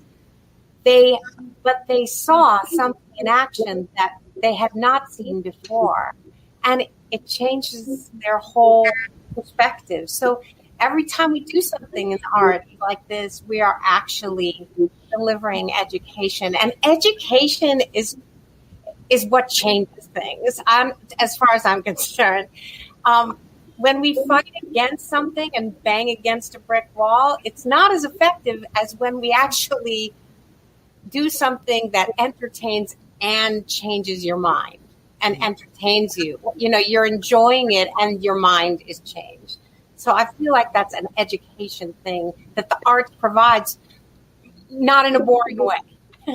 Yeah, and that's I would love to hear Bree's thoughts about the change is going to come, if you can do it in a brief version, because that is one of my favorite songs and everything. But I would love to hear your thoughts about that. But then along those same lines, I was just wondering about, for everybody on the panel, the thoughts about education, because I know that one of the things that we talk about here on this international broadcast media is the fact that two of the founders feel that we're using 18th century values in the 21st century, meaning that we're not teaching enough about awareness, about physical literacy, about the arts, about a number of other things that are out there as well. And I personally agree with them on that a lot of the things that we're even teaching in our school system aren't things that are fitting into where we are in the 21st century. So I'd love to hear your thoughts, but Bree, change is going to come. Okay, you gotta fact check me. I just want to make sure I get every point of the service. So it's Sam Cooke, right? That's his, yes. Sam, he wrote that song. You know, before Sam Cooke was one of those Motown artists sold to white audiences because he had, you know, this dreamy voice or whatever, and he writes this song that is, you know, about the civil rights movement. Like, you listen to those lyrics, and the story I'm thinking about is the fact that like days after he wrote the song, he's killed in a hotel room. Yes. Yeah, but how that song had this life that lived on after him, and all the artists of color who cover it, and it's it was more than just a song. It became the anthem of a movement, and I don't even know if Sam Cooke thought of that. I think he was just trying to write a hit. Yep. Probably just trying to write a hit and all of that. I agree with you. Fill in the rest of the detail. Yeah. Yeah, definitely. I agree with you. If I just trying to write a hit of some sort or another, but definitely I was wondering for all of you, if you could talk about kind of the role of education and what you think of the role of education in terms of even dealing with disabilities and a number of other things in our society. Because I agree with my two founders of this network that we do sometimes get stuck in an 18th century mindset, even though we're in the 21st century. It's almost kind of like what we were talking about with Miss O'Connor and everything, like learning about stuff from from past history and all of that. But I'd love to hear your thoughts. Anybody? About where we are with education and how we could do better with education in teaching the arts and definitely in just teaching society in general. My daughter's a second grade teacher, actually, up in Cambridge, Massachusetts. And of course, when we all went in and had to do this online, I mean, she's an incredible teacher. This girl's been a teacher since she was 3 years old. What she did was she she used the virtual world to be able to bring in ideas for her students that were about things that affected them. And we were in the middle of a pandemic, and these are second graders. And she called me, she said, Mom, would you mind getting on for 20 minutes for my second graders to show how people go through difficult things, but they can get through them? And I'm like, sure, and so here I was at the piano and everything, and then I showed them my artificial leg, and then I walked on crutches, and we talked about it, and she said the kids and the parents started tuning in because they wanted to see what it was, and they all were educated about something that was happening right now, that I was able to use something that I have to do stuff with them. And then she also brought me back to do music with them. I love that my daughter, who is in the new generation of teachers, are really reaching out to all the resources they have. And thank God, I love my daughter for liking me enough to bringing me on so I could see her students and be in her classroom, which I wouldn't be able to do in New York. Anyway, they are all doing this. These young teachers I'm talking about, that they're using what is alive and real and with us to teach about things, to teach about everything, numbers, history, spelling, it all goes towards this thing. And so I really think there is a trend in new teachers, young teachers, who are, of course, struggling a great deal right now because my daughter says it's 48/7. They're constantly having to replan. 1 week you're off. 1 week you're virtual, 1 week you're in person, then you're virtual again. And it takes an enormous amount of imagination, skill, and planning. And so I don't know if this answers your question, but no, that definitely answers the question. Anita, go ahead. Can I ask, do you feel like I don't know what your daughter has said, but has teaching on Zoom, as challenging as it's been, has it freed up her creative freedom as an educator now that she's not trapped down by all the mandatory testing and stuff that we've seen in the last 30 years, which I think that's what you're kind of referring to, this 18th century education of right. We're forced to memorize a bunch of facts and just cram into our head, and then they just go out. It's not actually learning, but now be more involved rather than learning how to think or learning how to learn. I'm sure they're going to be hit with the testing thing. But she happens to be at a progressive school that's based on where she got her master's degree, the Bank Street method of teaching, which really is experiential and deals with the world around you. Yeah. So the kids get excited. But I'm sure somewhere along the line, testing is going to happen. But I think that you're right, Mark, that education is so key, and it's been treated so badly for a long time. And teachers have been treated badly and not paid well enough or not given help. And so young people who have a passion for teaching leave. They get out of there because but I think that people of my daughter's generation are just like, they're moving it forward. They're using their passion. And I think the generation they're teaching is going to come through really bad. I really feel very hopeful and optimistic when I watch her work with her classroom. And it's just an amazing thing. And the kids. Because one of the things I've noticed is that there's definitely been a push toward more hybrid kind of education as well. And I don't think that that's going anywhere. I know some people are thinking that is going to go somewhere, and that's kind of what Bree was just alluding to. But I think that whether it's even, I know that I've worked on a couple of festivals and been on the selection committee for some film festivals, and most of those have been virtual this year, just like a lot of the music festivals have been virtual as well. But now I feel that there will be a combination. So there will be, because of the 6 feet separation and some of the other things that they're still going to have to enforce for a while, there'll be the amount of people that can be in the audience, but then the rest of the audience will be watching it from their home. I think that Disney is doing that. Warner Brothers is doing that. A number of other folks are doing that as well. So I just think that that's going to be the trend of what's going to go on, is that we're going to be in this kind of hybrid mix for a while. And definitely, I think that even this kind of Easter Seal challenge is an example of a hybrid mix because, as one of you referred to, y'all have been in various places while y'all were doing the work and everything, not all in one location. And I know that even a good friend of mine, Zach, who is a funk musician, that's one of his complaints is that he would love to be able to get his band together, but he's here in North Carolina. A lot of his bandmates are in New York, and I think there's some in Texas and other parts, and he hasn't figured out quite a way that, because he's somewhat of a perfectionist, so he hasn't figured out quite a way to get them all together in a way that he's happy with and all of that. So that's definitely something that he's having to face and everything. That's something. Yeah.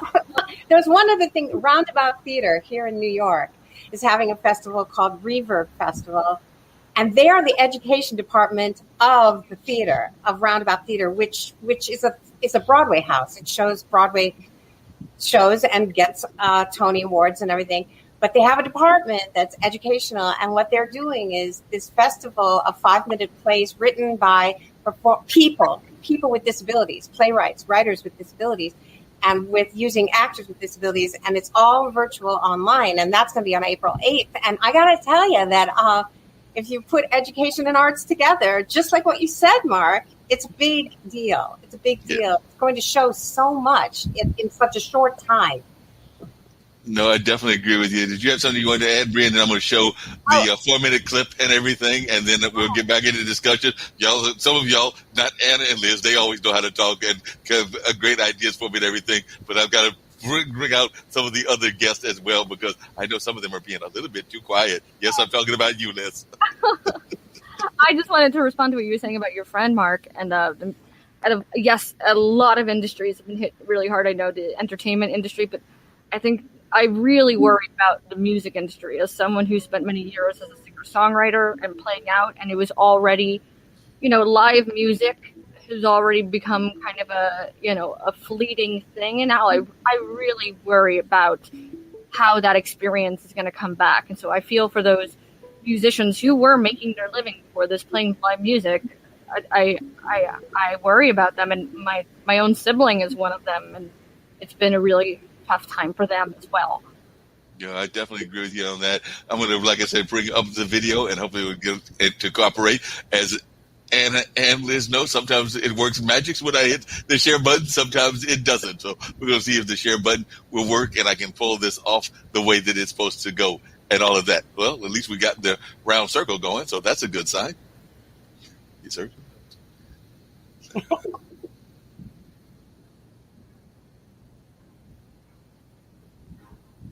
Good evening. I'm Harriet Paddington. Tonight we go behind the scenes of a new type. I hear it. Fitness it takes to socialize with other humans. Our new discoveries correspondent, Daphne Peters, brings us more of this story. I'm going to take you inside a special place that's helping the local residents adjust to life after the events of the 19th. So, class, we've already talked about the sourdough thing. It says BYOB. I'm going to sign right there. What do you mean I can't bring my own bread? I want to talk to the manager. How to navigate without social distancing and proper office etiquette. Now, on to today's lesson. Meeting with let's just end on this very business and adjust it into the world. For some people, it's Whenever the ego sticks, all this stuff happens. your cat is not your cat yet. Put some bottom there.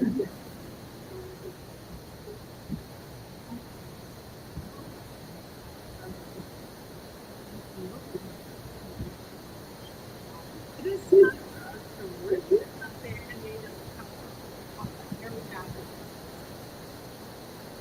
Now we're going to practice. Can I have your pen? Moving on. Olivia, go ahead and hit your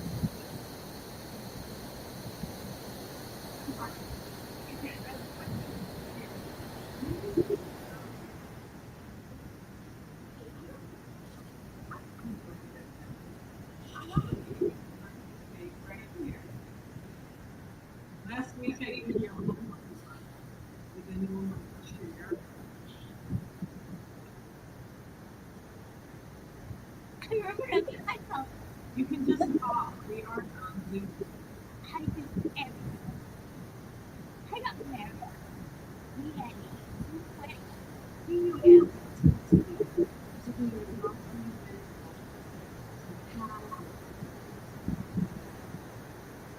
Has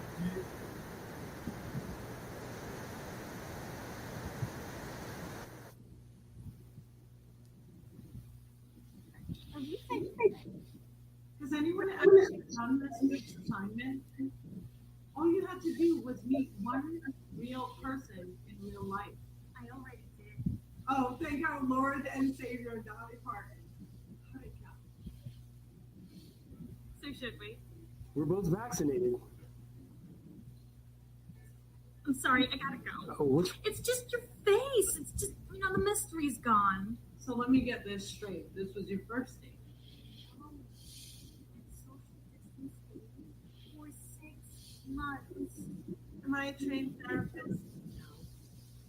Did I flunk out of a police academy? Maybe. But there's no question. My approach works. What about this report? Rain takes as much to prevent the presence of another. This class is such an inspiration.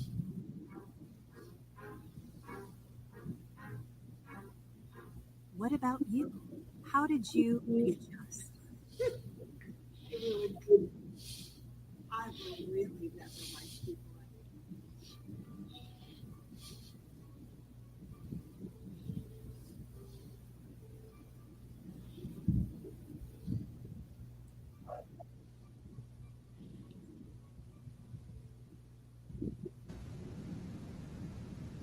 Yay!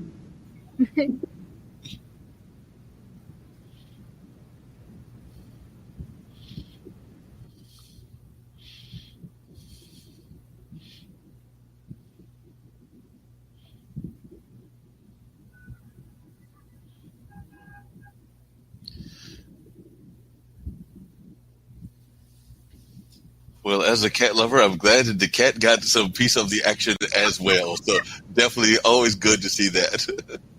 Yes, you can follow him on Instagram at Uncle Iro the Cat. So you can follow him on Instagram and definitely follow him with everything as well. So that's always good also. So you were just hearing the audio, so you didn't see it. So I didn't see all of that because I had gone off into the everything else. So I will try to put it back on later on and see that because I just read everybody's notes. So that's what happens on this thing sometimes. So they did get to hear at least the audio, and I'll try to bring the whole thing back in a minute and all of that. Sasha, I was just wondering because you've definitely been involved, and definitely you're involved in two groups that have been in the news recently and everything. So I was wondering, do you find that also is something that you get asked a lot about because you come both from the different ability community, but also the Asian community? And we know the Asian community has definitely been in the news quite a bit lately because of the ways that Asian Americans have been treated, no matter which part of Asia or Arab or the other parts of the world that they are from. Yeah, it is. It's like, for me, growing up, I used to watch, all these like Bollywood movies, but but Bollywood is not that inclusive. And then when I see here, I was like, I want to do this, but I want to show my both sides, and to show like we could, I could act, I could dance, I could do like anything, and then being given this opportunity is great. It also showcases that, like what we were saying, what everyone was saying, is like the arts teach, right? Lately, like after unfortunately 9/11, usually brown actors were cast or were typecast as terrorists or in some form, and it's like we could be more than that. We could be the leading man, leading woman in a movie. We could be in a show, to show inclusive in general, and that's happening. So now it needs to be more inclusive with a person with a disability, not a actor playing someone in a wheelchair and getting the role. And I love this, and also showing that person with a disability doesn't necessarily need to be in that role again, like as a typecast role. Yeah. So that's why I love this, because like you can't tell really that I'm in a wheelchair because you just see from the waist up, and then you see me performing. So Cool. And what about yourself, Liz? I'd love to hear some of your thoughts just about some of the lessons that you learned in the film and just some of the ways of your thinking of arts and activism being tied together. But I'd love to hear some of your thoughts as well. Just being in the film, all working remotely, it was just a really neat experience. And just, again, as someone who is an ally, like it's great to see you didn't think about it. I mean, it's like everyone's just really smart and talented, and it was so much fun to just to focus on the work. And in terms of art, I mean, I think about, I got really into 60s music, my dad and his record collection, and you think about how, and we were talking about a change is going to come, and you just think about how that is the stuff that has the power, because you can disseminate so easily, and now even more than ever, like, because you can just put something online, and it can very quickly reach someone. And I'm trying to think of things that are, of course I have many brilliant ideas when I'm not on a show. But just it's just the way that we talk to people, like listen to, like if someone recommends a show to me or something. And, Anna and I once worked on a TV show, The Glee Project, and showing different people, Allie, but I forget her last name. I remember, but Allie Stroker, who then won a Tony for Chicago. And I think that it was Oklahoma, actually. Oklahoma. That's what I meant. Sorry. I'm bad. I knew it was a geography in the Midwest somewhere. But the idea is that representation matters. And I think that we all know that. And I did, you don't realize how important it is, I think, till you're a little bit older, and seeing people like you, like on a very, not comparing at all, but I have freckles. And when I was a little girl, you never saw models with freckles. And I was like, I'll never be able to be a model because the models don't have freckles. And then I later found out I couldn't be a model for many other reasons. But it's that, and that's, again, not comparing it at all, but it's the idea that when you see people that look like you, it helps. And then later on, I found out it's because they airbrush all the freckles. So there were people that look like me, but you didn't know that. And so it's that idea of just showing people and not just showing the people who have those, like what great role models. And I know that's, it's sometimes a little bit corny to say, but look, amazing role models all of you are for people who have those, who have a different ability, and then also to educate people like me. So it's twofold. Yeah, definitely. I'll be curious, and we'll try again. We're going to try take two, as they say in the entertainment industry, of watching the film complete with the video and everything, and not just the audio. So we're going to try take two right now. But then, as we do take two, I was getting ready to say, what are some of the things that surprised you about this whole project that you were not expecting? Like I said, I know y'all all went into it with different mindsets and different conceptions maybe about what you were expecting to get into, but I would love to hear from both of you after we try take two, your thoughts as to some of the things that you learned that surprised you and all of that. So actually, I'm going to follow it by doing it the old-fashioned way and seeing if I can't do it that way. So now we'll hit the play.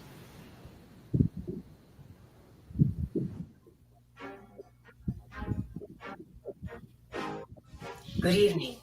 I'm Harriet Hattington. Tonight we go behind the scenes of a new type of fitness trend, the fitness it takes to socialize with other humans. Our new discoveries correspondent, Daphne Diaz, brings us more on this story. I'm going to take you inside a special class that's helping local residents adjust to life after the end of the COVID-19 pandemic. So, class, we've already talked about the sourdough thing. It says BYOB on that sign right there. What do you mean I can't bring my own bread? I want to talk to the manager. How to navigate without social distancing errors and proper office etiquette. Now, on to today's lesson, meeting new people. Let's just say I found it very easy to adjust to the new normal, but some people, they struggle. With everything being on all business up top and easy breezy down below. Cat pants. The cat is not your pants. Put some bottoms on your bottom, Jen.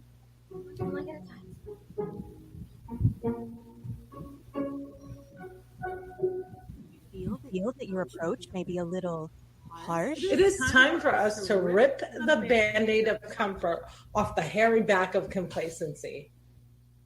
Now we're going to practice greetings. Are you a good teacher? Jen, I am not your pet. Moving on. Olivia, go ahead and shake Karen's hand. I'm sorry. I can't. I haven't touched anyone in a year. Mimi means well and knows what's important to me, but I don't have to touch anyone to get pregnant. I got my baby, the sperm piggy bank, right here. Last week I gave you a homework assignment. Would anyone like to share? I remember to unmute myself. You can just talk. We aren't on Zoom. I do everything on Zoom. I got married on Zoom. We had a Zoom wedding. Do you, Andy, take Divya to be your lovely wedded wife, to have and to hold? I do. Oh, here we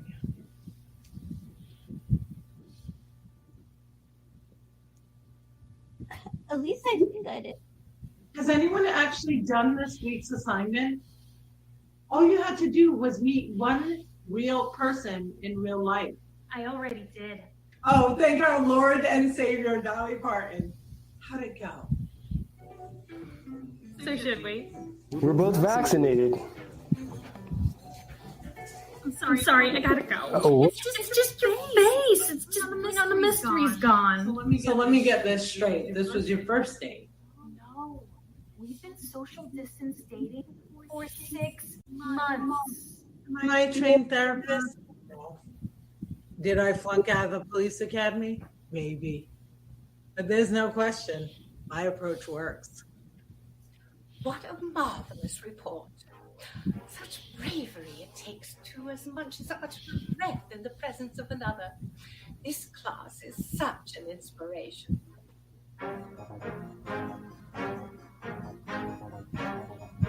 What about you? How did you readjust? I've really never liked people anyway.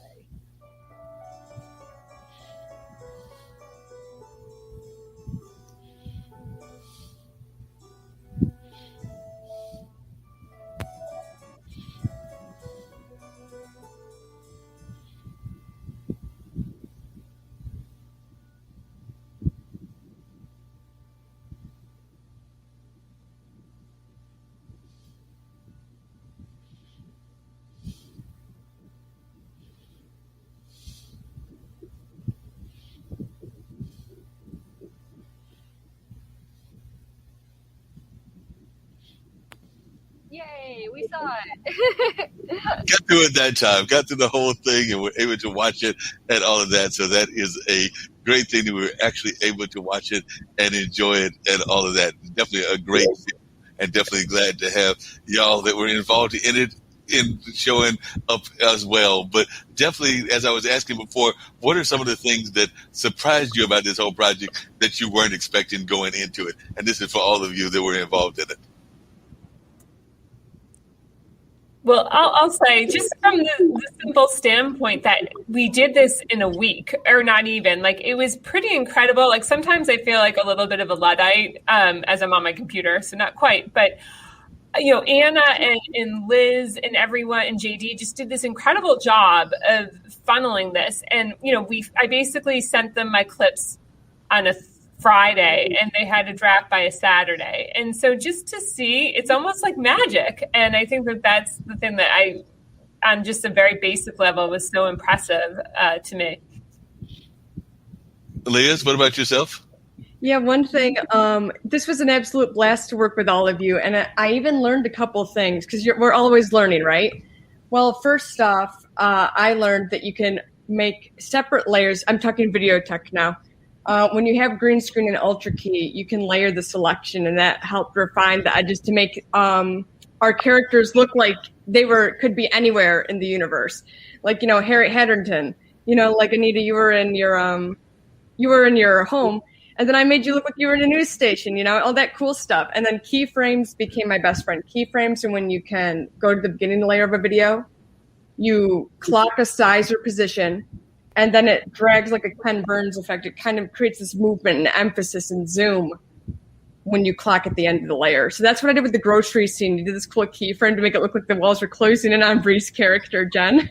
It was a blast. I loved working with you all, and I would do it again in a heartbeat. So it was just really fun. Anna, what about yourself? So there wasn't actually a whole lot that was surprising because I had worked with Liz on our other Easter Seals film, so I knew what she was capable of. And so all of the stuff that everyone is saying is like, I'm like, yeah, I knew that, we could do it. And one thing I will say about Liz, working with Liz, which is so great, is Liz works incredibly fast. So, if you're doing this kind of project where you have like such a limited time frame, like you need someone like Liz on your team, because that makes all the difference in the world. I think what was the most surprising for me is I knew that everyone individually was very talented. And all of the actors that, are in this project are all professionally trained actors. Like everyone, has done, has varying degrees of experience, and everyone is trained, everyone knows what they're doing. But the fact that, like, the level of chemistry and, like, the way the whole team came together, that was just so wonderful to see that, like, even in, the wedding scene, for example, which has been called a standout by, a number of people have messaged me about the film, have now had the opportunity to see it. Shashi and BJ, who plays her Zoom husband, like, they'd never met, they didn't know each other, they didn't know of each other, and, like, you truly believe that these are two people who are in love and want to get married, and it's just so fun and so great. And that, whole effect of, like, you really do feel, in addition to just Liz's, magic and skill with the editing, but, the actors, the way that, like, they all felt like they were of a piece, the people in the class, the people, interacting. There's a Karen in there, and the poor guy who had to go on a date with the Karen. You truly believe those people are who they're playing. So that was really cool to see for me. And yeah, just the level of polish that, JD's not here. And really, if you think about a beautiful building and it sparkles. So he's a magician who adds the sparkle on top of everything. And he just in the span of a day scored this whole film himself. Because they do give us like folders full of music that we use, and he's like, no, I'll just write my own. That's cool. And I'm like, I have no idea how to do this, so go for it. And it was incredible. It was amazing. And every the detail, every little sound effect, like when you see Jen in the store versus when you see Karen in the restaurant versus when Olivia, Liz Simons' character, you see her horror at seeing the fish. Like those are all like such different sounds that like really bring you into that place and make it feel like, even though we shot this during a pandemic, yes, it was from 10 different people's homes, actually 11, I actually make a cameo. My hand is in the microwave scene. So I put in an appearance, Tarantino style, my hand's there. But, from 11 different homes actually, and just bringing into, something that looks like The Office, pretty much. That was so cool. So I'm so incredibly proud of the project, and, so proud of everyone who was in it and just brought, so much of their talent and of themselves. Because this film dealt with a lot of issues that I wanted to touch on some of them, because a lot of the things that y'all are talking about that people have to deal with that are of different abilities and everything are what a lot of just common, the rest of society would also say that they have been dealing with as well. And I think that that's kind of the point of the film, is that a lot of the things that are being gone through by people of various abilities, no matter what's going on in their life, whether they might be nearsighted or farsighted, or whether they might have something more drastic like being an amputee or something like that, because it definitely seems that that's one of the things that the film is addressing, is that we're all going through this during this pandemic. I know that I'm good friends, or actually good acquaintances with Mona Sheikh, who does that Mona Rants and everything, and she's Pakistani American, and she oftentimes, because she's a comedian by trade, so a lot of times in her rants and in her conversations and in her interviews that she uses, I think this StreamYard platform as well, that she'll talk about a lot of the same things that you're talking about, in the sense of like what's going on in the dating life or not going on in the dating life, as the case may be, or what's going on in the social media and a number of other things. So it seems like the film is saying that all of society is going through this, including some of your neighbors that might be of different abilities. That seems to be one of the points of the film. Would you agree with that, Liz and Anna? Yeah, so I'll start. Yeah, one of the things that I think was a goal and is definitely the case from all the feedback I've gotten so far is that this is something that is incredibly funny to people in our community, people with disabilities, but that is equally funny to all my friends who don't have disabilities. And it's something that, is such a shared experience because, going back to the topic of education, which is incredibly important, there is also a tendency both in our community and outside of our community for some of these films to be a little bit heavy-handed in terms of like, yes, there's like a message that we want to get across, but you don't need to be so overt about it because like as advocates, like we've been saying and saying and saying, like yes, cast more people, but to me the way to really address that was put together a piece that just shows people and just shows how good they are at acting and playing fun characters and writing and all of the different skills and editing that go into making a production. And then being able to take the clip, which I've already, sort of seen some of the results of that, and send that to people like casting directors with a note saying like, I worked with these 10 people, they're amazing, like you should just know that. And I think that speaks, volumes in terms of, the end goal is to actually create more opportunities for people and get people more into these roles and get them, noticed by people in the industry. And I think the fact that this is something that is a common experience, that takes the otherness away. Because a lot of times, like, there's this, like, otherness factor to people think, they fear disability. They're like, that is, and COVID has shown that too. Like, I don't want that to happen to me. Like, the scarier that, and it doesn't exclude people with disabilities. Like, to me, like, what's even scarier than the potential of, like, dying from COVID is having long COVID. And, being, not being able to do some of the things I was able to do before. So that, like, that concept to people is very scary. And so sometimes, like when people see us, they see like, oh, that could be me in a wheelchair, not realizing that like the wheelchair is like a device of freedom and it's not limiting. So, I think something like this gives people the opportunity to laugh together and to really connect over something where it is a shared experience and the characters are shared characters who did, and there is not that feeling of like, I am watching something to learn about a disabled person being disabled versus like coming away from it thinking, oh yeah, well, why would you not cast Shashi or why would you not cast Anita or Bree in this project? Like that would be a silly thing to do. I want to thank Anna and the writers, the core writers of this film for the opportunity to play a character that had absolutely nothing to do with blindness or low vision. Because I feel like all of and I'm very grateful for the opportunity to authentically represent the low vision community. But at the core, like if I got to choose what I want to do in my career, I want to do funny stuff. I want to do funny stuff. I want to make people laugh.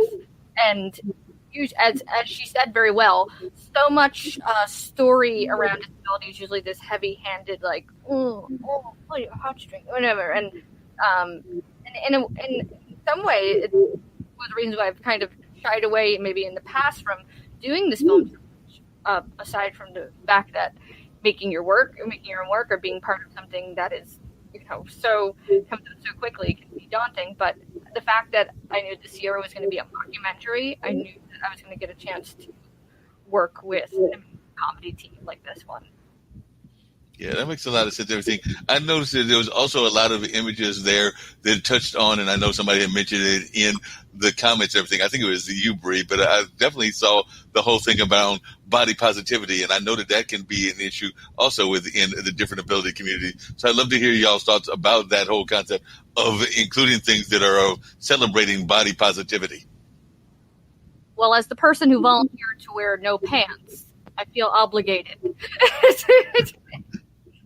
So, along with being disabled, I also have body dysmorphia, and it's something I haven't felt comfortable talking about it, and I've struggled with body image all my life, and part of it is because of my sight. I feel like I don't have a true concept, and I think it is something, as I love that Liz mentioned that, because I think there is a huge intersectionality between the body positive movement of even able-bodied people who just happen to be of different shapes and sizes and colors, and people with disabled bodies, whether it only affects their eyes and ears, or whether there's limb difference or height difference.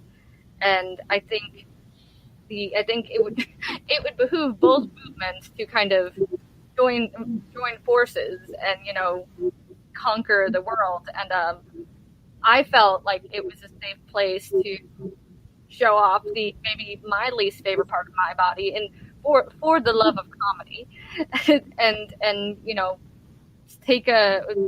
have my Lena Dunham moment of bravery.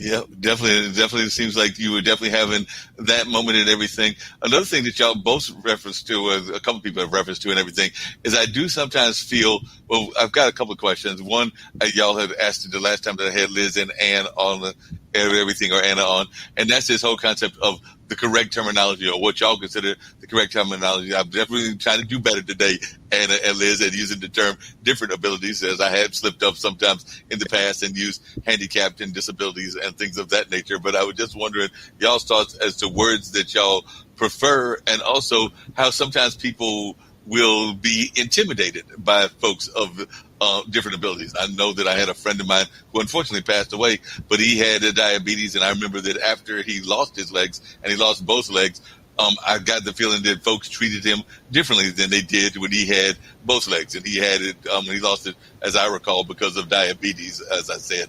But definitely sometimes, particularly when it happens later in life or because of an accident or something like that, it sometimes throws people's images or their mindsets off of what they perceive that person to be. But we all know that any of us could go out tomorrow and have something happen that could cause us to get into that community if it's accident oriented, because some of the different abilities are birth different abilities as well. So there's also the difference between the different abilities that happened at birth and those that happened later in life. But I was just wondering y'all's thoughts, any of y'all's thoughts on that and everything, both the correct terminology and the society's reaction when they see people of different abilities. Because I know we've talked before about how sometimes folks will, close their eyes or pretend, even youngsters, that they are blind, but not necessarily trying to do it in the sense of getting a feeling for the people, but just as something to do for fun or whatever. But I was just wondering y'all's thoughts individually about that. So I'm going to let Anita go because she's raising her hand. So language is not always agreed upon by everybody. Not everybody agrees. Sorry, are we having sound problems? Is there a sound problem? I'm hearing some background. They'll probably do it. Yeah. Go ahead, Anita. Okay. The language of disability is different for a lot of different people. So in performers with disabilities, we choose to say performers with disabilities, which is what they call people first language. And disabled people is disability first language. Some people like it one way, some people like the other. Different abilities was something that some people prefer, but was actually rejected by the performers with disabilities community. So here's the thing is that I respect all of those things. I think what was the problem with different ability was that it sounded like, can we act, or what are we able to do our job? Things like that. And it makes it sound like, or in a breakdown, a casting breakdown, people were objecting to saying race, ethnicity, ability. Well, it's not about our ability to do the job. We have a disability. It's just a word. It means we have something. Some people say impairments, and some people are okay with that. I have found that I survive the best in all of this as a leader, like an advocate and all that, an activist, is if I just go ahead with it. The only word I object to is handicap. And that I've been all over the world, and English translations of disability in other languages is handicap because the Brits decided that a long, long time ago. But they no longer do that. They talk about disabilities now. But I was in Croatia, And I loved the English translator. She was a lovely woman, but she kept saying handicapped, handicapped. So afterwards I talked to her about it and she said, "Oh, I'm so sorry. I had no idea. Oh, please forgive me." And she didn't really realize that that had changed. And she learned her interpreting skills years before. So she had never known that language changes. What I say is I would like people not to be afraid of the vocabulary and just ask the question, say what they want to say, tell us what they need to understand or whatever, and not be afraid to say the wrong words, because we won't have a dialogue if we all worry about the words. So I think it's great that you heard what Liz preferred and you used it, and that's great. It's fine with me. And I just think that the most important thing is to keep the dialogue going. And I don't think you'll find anyone who's like offended to the point of not wanting to talk to you. Somebody might say, "Well, I prefer this." And I think it's great. Everybody can prefer to be called whatever they want to be called. So No, I'm definitely agree with you on, sorry that's confusing, Mark. No, that's not confusing at all. I appreciate that you respected Liz.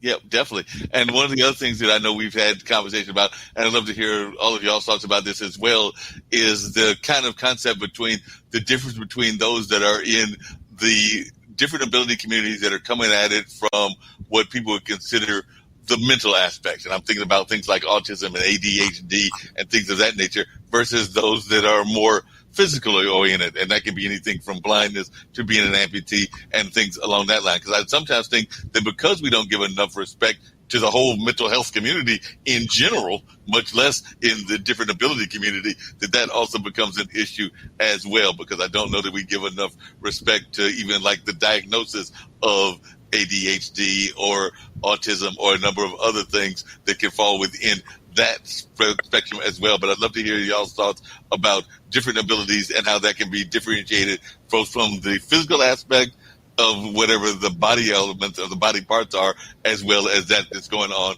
in our mental aspect, in our psychological aspect as well. So I definitely want Liz to speak more on this, but I just found out this year that I'm in both camps. That it took me until I was 28 years old to figure out I have very severe ADHD, and I don't know why no one was able to figure that out in my youth.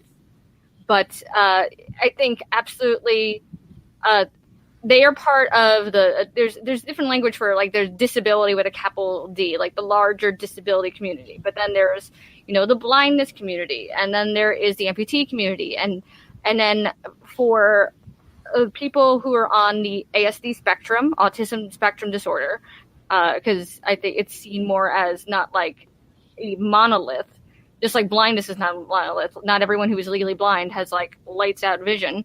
Autism spectrum disorder, and then generalized, developmental disabilities, and then you have things like ADHD and dyslexia, different things, different learning disabilities. Those kind of fall into a camp of some, and this goes into word semantics. Some people like neurodivergent, and some people don't. Liz, what is your take on that? Right.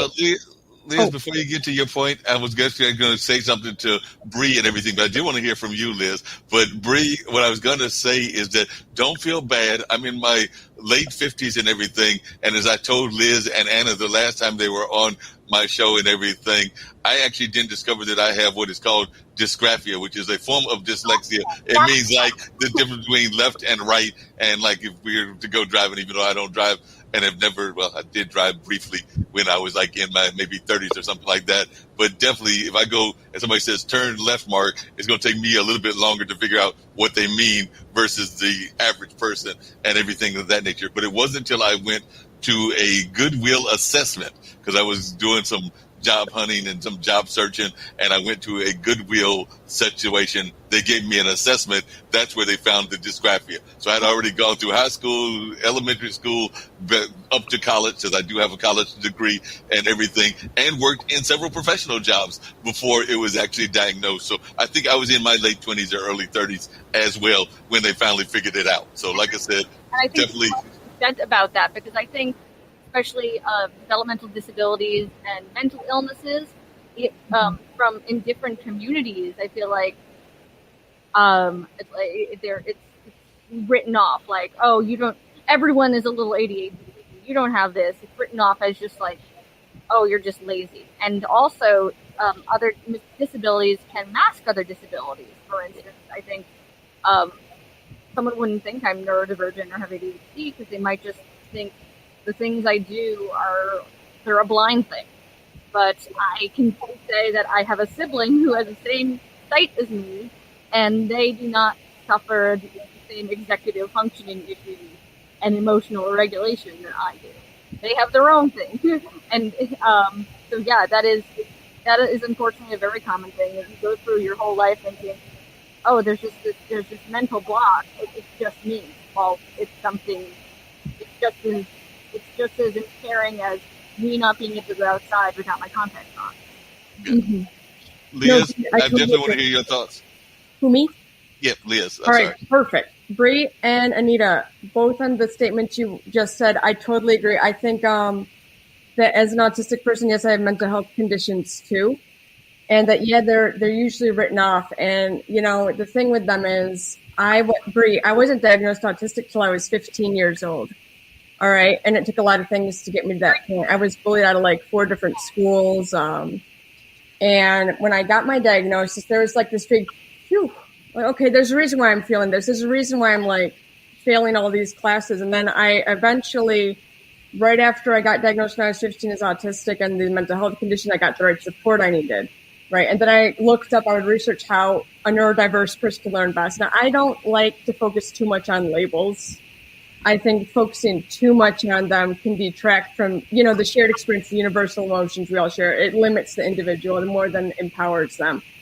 Like, you can use the label to get the support, but after that, anyway, I looked up how, because, I have hyperlexia, which means you have intense memorization skills. I could read at college level when I was 4 years old, taught myself how to read, but I had little to no comprehension, right? And, you learn to balance and you keep balancing. It's like, I think it's not about how you use the label as much, like Alina was saying, it's the intent behind it. Everyone has their own preference to what they want to be called. I prefer autistic. I prefer neurodiverse. Okay, the next person might say I prefer a person with autism, just as fine. I think it took many years to get to where I am now, but I had to step out of my comfort zone and do a lot of things I didn't feel like doing. And that can be really overwhelming for anyone, not just autistic or neurodiverse people, right? But when I got that diagnosis, then I found this community I never knew existed. And that's how I recommend this to everyone, whether you're on the spectrum or not. Her name's Samantha Kraft.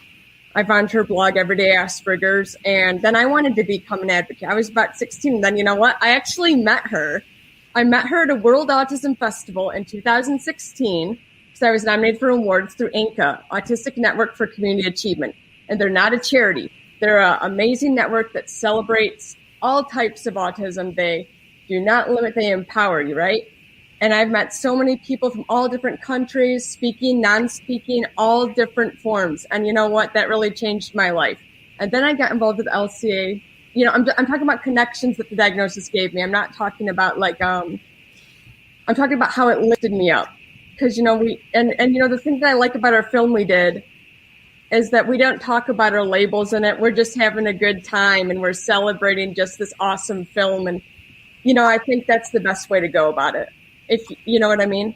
No, definitely. I definitely agree with you and everything. I see that Bree's got to get ready to get off, and we still got a few more minutes to go and everything. But one of the things that I do with all my guests, and I definitely want to hear from Bree this thought, but then I was going to just share something that I've run across, and I was wondering how y'all deal with this. And Bree, if you can answer this quickly, in addition to this other question I'm going to ask. I know two quick questions, but one is sometimes when people hear that you have any kind of different ability, in my case, it's the dysgraphia, maybe it's the poorer vision because I've got to go see my eye doctor on Friday, and of course at some point they'll tell me I need bifocals. It's just one of those things of aging and everything. I don't have them right now. Right now I've still just got the regular nearsightedness and everything, but I know I dread going to the eye doctor because I know 2 times ago when I went, they told me that one of these days we're going to tell you need bifocals, and I'm always afraid that next time is going to be the next time. So I don't know until next Wednesday what's going to happen in that regards. But with the dysgraphia, I do know that sometimes folks will say that you're using it too much as a crutch. They'll use that example. I've heard people say the same thing about folks that might be blind or something else, or the various different abilities that are out there. So what is your response to when people try to accuse you of using it as a crutch? And so that's the negative aspect. The positive aspect that I try to give with all my guests on the show is a word of positivity for our international community. So I need to hear both of those from you. So one, your response to when people give you that negative side, and then which I'm going to ask everybody, including Miss O'Connor, who's been patiently waiting. I do want to hear her response to the film and everything, but I would love to hear your thoughts about positivity and a positive message for our community, but also how you react to folks that give you that negative pushback of, we're going to make a positive sandwich here. That's what we're going to do. So, okay.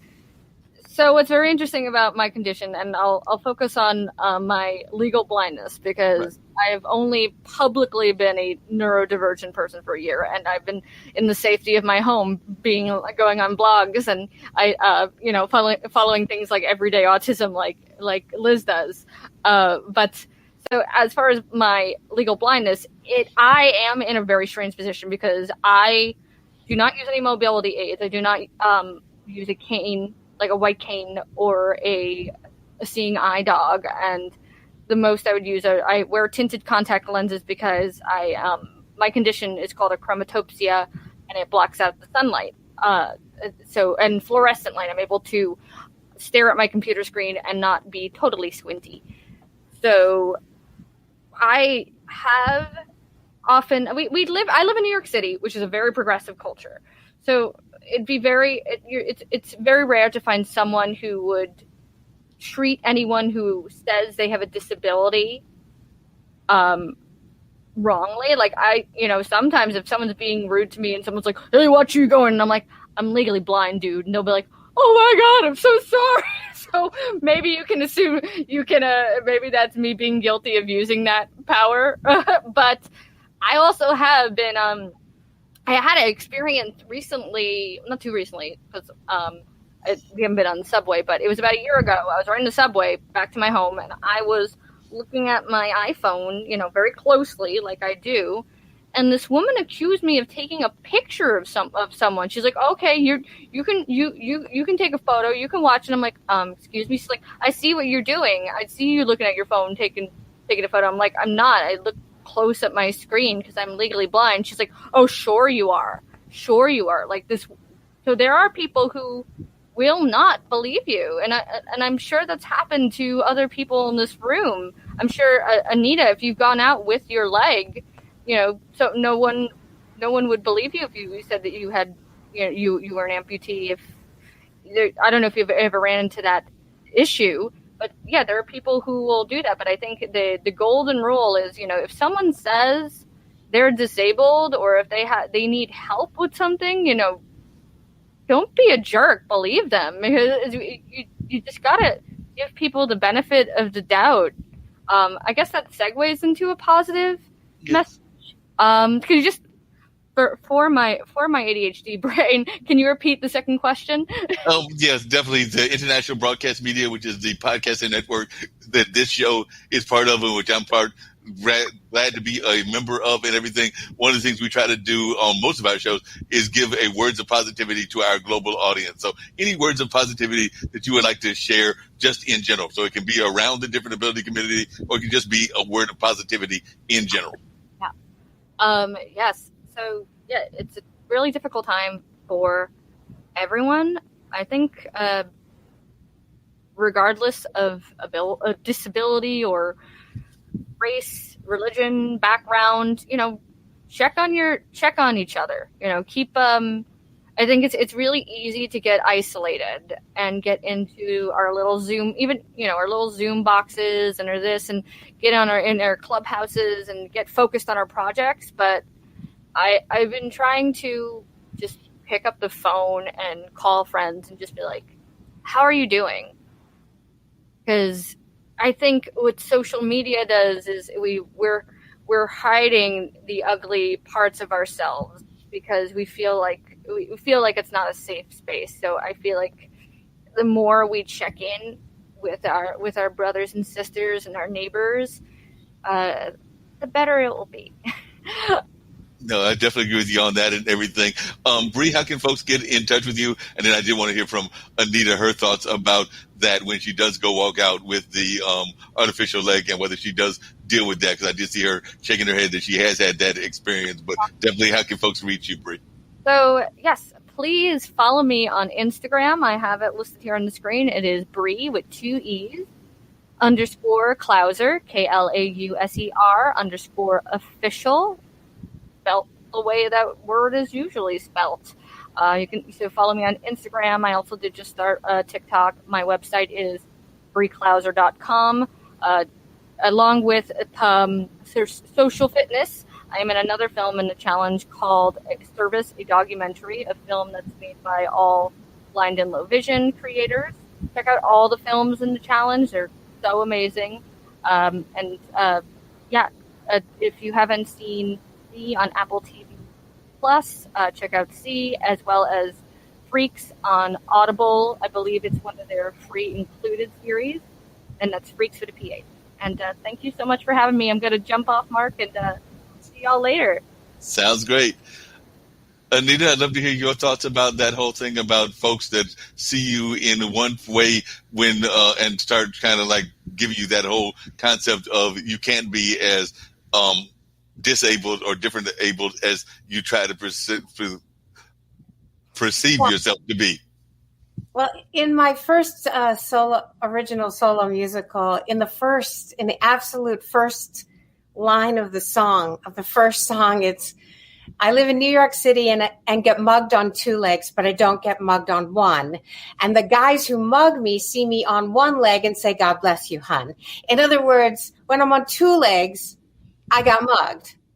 But when I was on 1 leg, it's like, oh, God bless you. Oh, so it really illustrates in a nutshell just exactly what my life in New York is.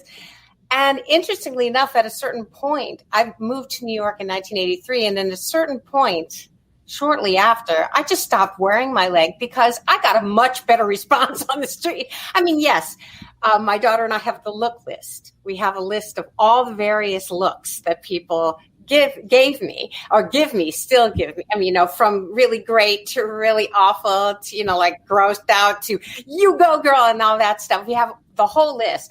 However, I prefer that to literally somebody, mugging me because they think I'm just another able-bodied person who has money in her purse, which I never do anyway. But at any rate, it's like a whole different thing. Also, there are people who've known me for years, and when I go out on 2 legs, they don't recognize me. I mean, I'm the same person, but they don't recognize. And walk along like, oh my gosh, I didn't know it was you, Anita. I'm like, well, So it's really kind of funny, and it's really food for comedy. So I can write like so many songs about like just the hilarious difference between wearing 2 legs and 1 leg. For me, it's just more comfortable to run around on 1 leg in crutches, and I know I'm going to be looked at. But some days I just pretend it's because I have a really adorable dress on, or because of those new shades that I'm wearing, and I think they look great too. But they're really just staring at me. They're below my waist. But I have a lot of fun with it. But it's an interesting cultural thing of how somebody treats you one way and how they treat you the other way. No, that's very much true and everything. I just figured that they were looking at you because you're, as all of y'all are, very attractive people and everything. So I just figured they were looking at you for that reason. I didn't think it had anything to do with anything else. I just saw that y'all were amazing individuals and they were just blown away by your charisma, because all of y'all have great charisma. So that's what I figured it was. I just figured it was the charisma and all of that. But I will agree with you about the fact of even the Zoom technology and the Zoom culture can be very interesting, because as I had mentioned to Miss O'Connor when I first came on and everything, I went earlier today to see my barber and everything because I was starting to look like McGruff. So I figured I was not wanting to look like McGruff, especially not with having Liz and Anna coming back and seeing me for the second time in this platform and everything. So I knew I had to at least look a little bit somewhat sharp, or at least semi-sharp at everything. But I stopped by a friend of mine, or a new friend that is running our Carolina theater, and I'm on the board. He's the new director. So we've actually talked. We've actually seen each other. I knocked on the door, and it took us a minute because we both had masks. And then when I was like, oh, yeah, I'm here to see Randy, he's like, oh, and who are you? And it turns out he definitely, I didn't recognize him. He didn't recognize me. And then we were like, oh, that's right. You're Mark from the board. I'm Randy. Now we've got that all cleared and everything. But at first, because of the mask, we were sitting there going like, not recognizing each other, even though we've seen each other on these Zoom calls. But on the Zoom calls, a lot of times it's also just us in this environment. So we're still seeing full face and all of that, but we're not seeing definitely with a mask on. So he didn't have any clue who I was. But after we got together and conversated and started about the future of the theater, which is actually going in a positive direction. So those of you in New York in theater, you'll be glad to know that it is going in a positive direction, because I know he said that we're going to hopefully have films back by maybe July or August, and definitely by the fall have live shows. But we definitely still want to follow the whole socially distancing guidelines that the state of North Carolina, which is where I'm at, is giving us and everything.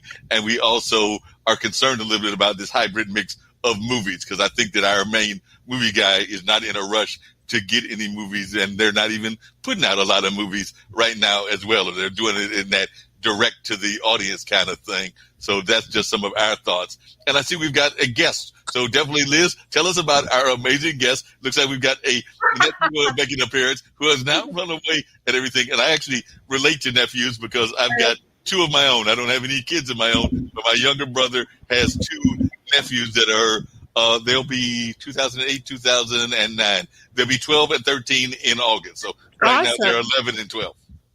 This is my nephew, Tim. Tim, do you want to tell them what's really cool about? Okay, he's getting shy. Are you okay if I tell them? So my nephew, Tim, who's awesome, he's 6 years old. He said, I can tell you. So I wanted to get, Tim, can you shut the door? So he was actually born with a condition called an omphalocele. I don't know if anyone knows what those are. He was born with his organs in a sac outside his body. So the day he was born, he had to have surgery. So what's really cool about him, and I said, Tim, this is actually awesome. He actually doesn't have a belly button. Wow. So he and he said, I can tell you, and it makes him very special. And I think, he's 6, and I said, this is actually really cool because all these people, have something different. So that was that. And so he's it makes him unique. It makes him unique. Yeah. I said to him, I said that woman sitting next to me, she has she was missing a leg, and he's like, oh, well, I think kids, it helps them. And just, it's so funny. I'm sorry I was distracted. One of the things I always forget about me that's so a little bit quirky, I don't have a sense of smell. And I'm what you call an anosmiac, and I didn't find out till I always thought my sense of smell was really weak, because I can definitely taste, and I gained a lot of weight in college because I love food. And it was weird because it's not something that you think about. But it was what's strange is I was probably that smelly person, because in college, I smoked cigarettes, which is terrible. I never did my laundry. And it was I remember I studied in Ireland for a semester, and I came back with this hemp necklace that I would wear every day.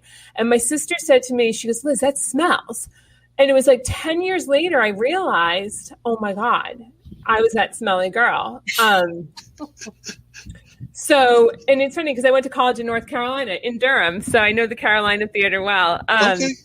Yeah, I went to Duke, and it's funny because I was a DJ for WXDU, the radio station. I'm very familiar with XDU, live right around the corner from Duke's campus. So I'm literally, awesome. I can throw a rock to Duke's, and sometimes when I go get my food, it's actually in some of those restaurants that are near Duke. Some of them were still here when you were here, like Firehouse and Enzo's, and a number of the other ones that are here as well. So definitely, you probably would even recognize some of those places that I eat at way too much and everything, because I'm unfortunately eat out way too much. That's just one of those guilty pleasures that actually sometimes happen in societies, that you sometimes, if you're in that entrepreneurial space, you get lazy and you don't feel like cooking. So you just run to the restaurants.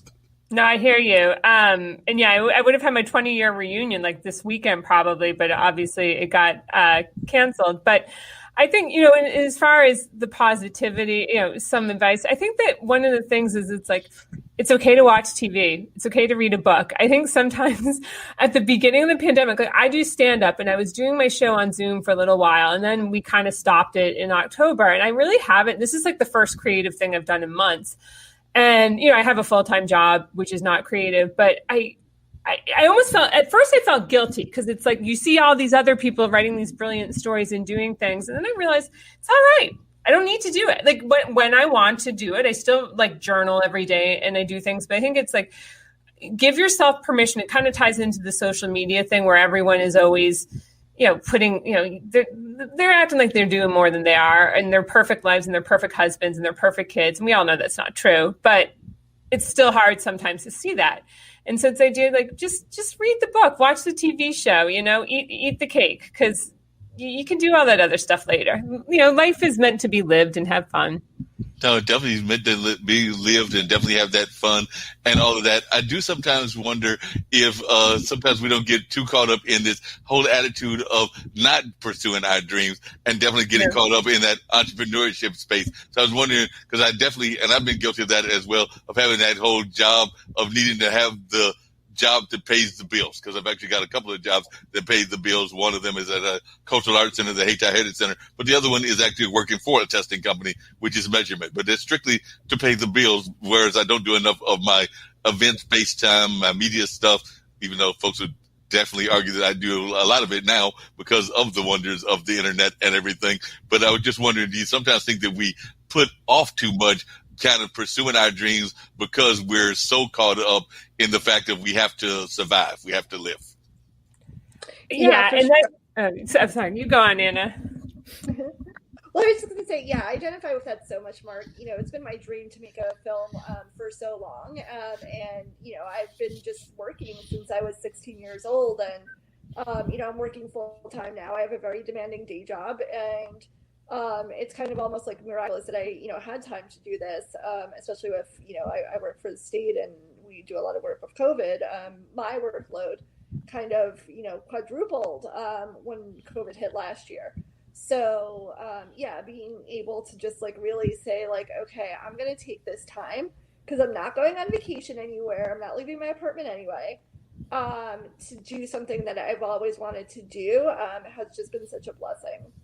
And Mark, going back to your story about your friend, man, I wish we had this conversation before we wrote the script, because I think that would have been way funnier in the dating scene if they just didn't recognize each other. So yes. I would love to go back and reshoot that. That was awesome. Yep, definitely.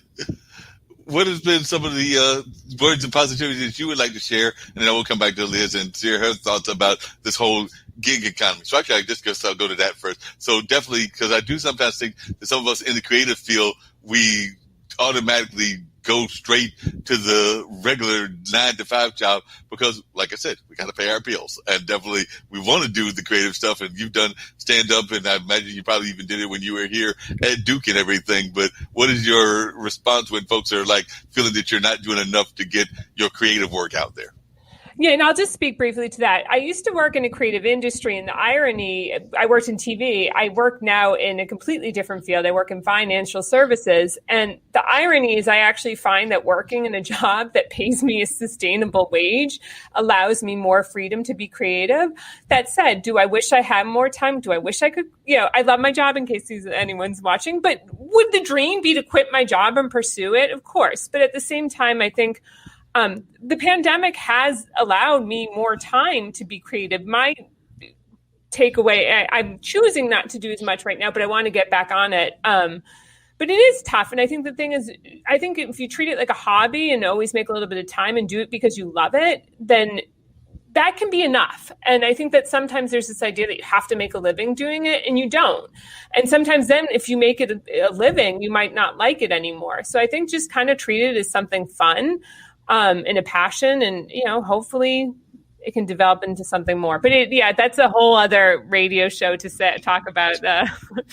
Definitely. Shashi, what are some of the ways that you've been dealing with just surviving and just getting out there, both as a person that is a talent, but also trying to just do that day-to-day survival? So how have the ways that you've been coping just in the world in general? Well, I'm pretty much a homebody person in general. Like, I mean, I do go out and meet, hang out with my friends and stuff. So I haven't really ventured out since last year. And actually, I've been getting more opportunities lately than versus pre-pandemic. I performed on virtual plays and then had an opportunity to do this with Anna. So it's been great in that sense because like I've been able to pursue my craft, and obviously my like standpoint sort of it's like Liz is like try to have a job and do this as for fun and hopefully if I get more opportunities that'll be great, but like right now there's not that much opportunities in for a person with a disability. If we get more chances, I take everything. I do auditions. I did a virtual audition and everything like that. Any opportunity I get, I take. And like that's what you have to do. That if you want, you could have how many dreams you want. It's not like, oh, I just want to focus on acting. You want to focus on acting. You want to I have a degree in marketing. I could do something in marketing or communications. You could juggle many things. So yeah, definitely. Yeah, go ahead. Oh yeah, so yeah, like when you're talking about like when you're mentioning about like how like society perceives you or like how you interact with people. For me, I feel like kids are amazing because kids have curiosity. They are willing to come up to you and ask, and they're not afraid. And that I feel like what grown-ups need to be. Because what grown-ups do is they just stare. Or they just do the double take and then they try to be like nonchalant about it. But kids are curious. They want to know, why are you in a wheelchair? Why can't you do this? Why could you do it? Oh, you do it this way, So I think because they want to learn. So I think for me, it's like if I get an opportunity, if sometimes I see an adult, I just go up and talk to them. Like, oh, like, I just use this as like, you just have to have a teachable moment. That's what I do. Yeah, those teachable moments are very important and everything.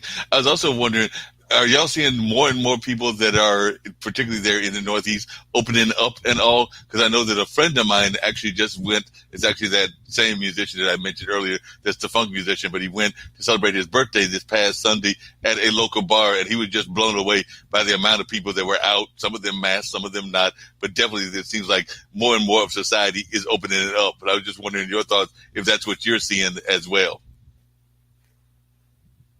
Yeah, I mean, they've been opening little by little right now. So I think, is it like 50% in restaurants or I'm not quite sure. It's 50% in New York City and it's 75% in the rest of the state.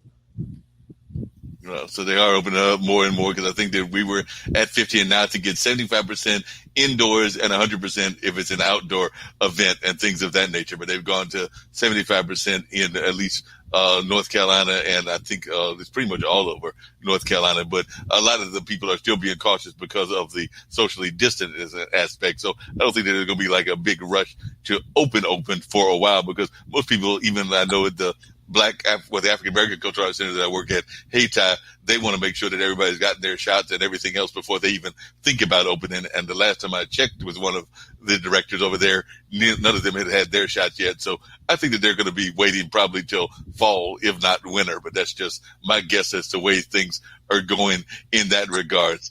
As I was definitely, and if anybody can share with us, because I know she had to bounce off. So, Anna, if you can share with us the contact for Leah's as well as your own contacts, because I do want everybody to have the time to get their contacts and also their social media and their positive thoughts as well. And I'm glad that Miss O'Connor stayed with me the whole time and has definitely enjoyed this amazing conversation. So I'd love to know her thoughts about what she's learned from these amazing people. And then we got to get ready to wrap up in another 10 minutes or so. But I'll start with you, Anna. If you could just share a little bit about this whole positive thoughts, but also ways that folks can reach you and that they can also reach Liz, because I do know that Liz had to bounce off. Yeah, I definitely want to hear Margaret's thoughts on the film because we've seen it probably at least like 10,000 times between all of us. So, you guys are seeing it for the first time. So, definitely want to hear that.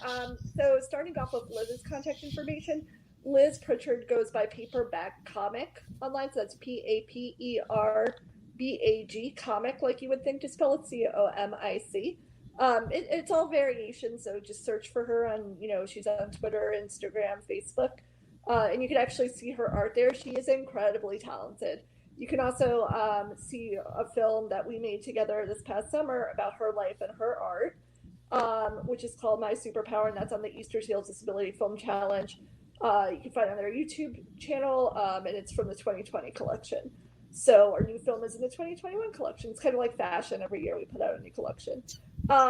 So positive thought. I think that if there is something that you want to do, just do it. So, I've never been to film school. I wasn't sure about directing, to be completely honest. I was like, you know what? I looked to my left and looked to my right. I'm like, well, no one else is raising their hand to help me with this, so I'll do it.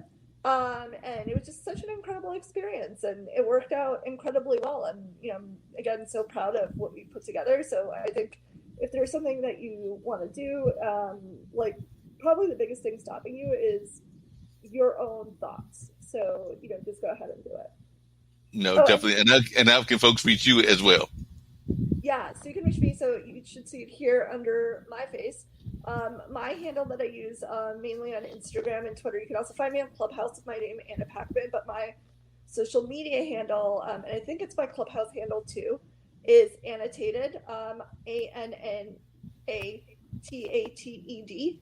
And I host a Clubhouse room as part of the 15%, which is the Disability Club on Clubhouse, every Monday night. I'm one of the admins of that club, so definitely if you want to learn more about disability culture, drop in.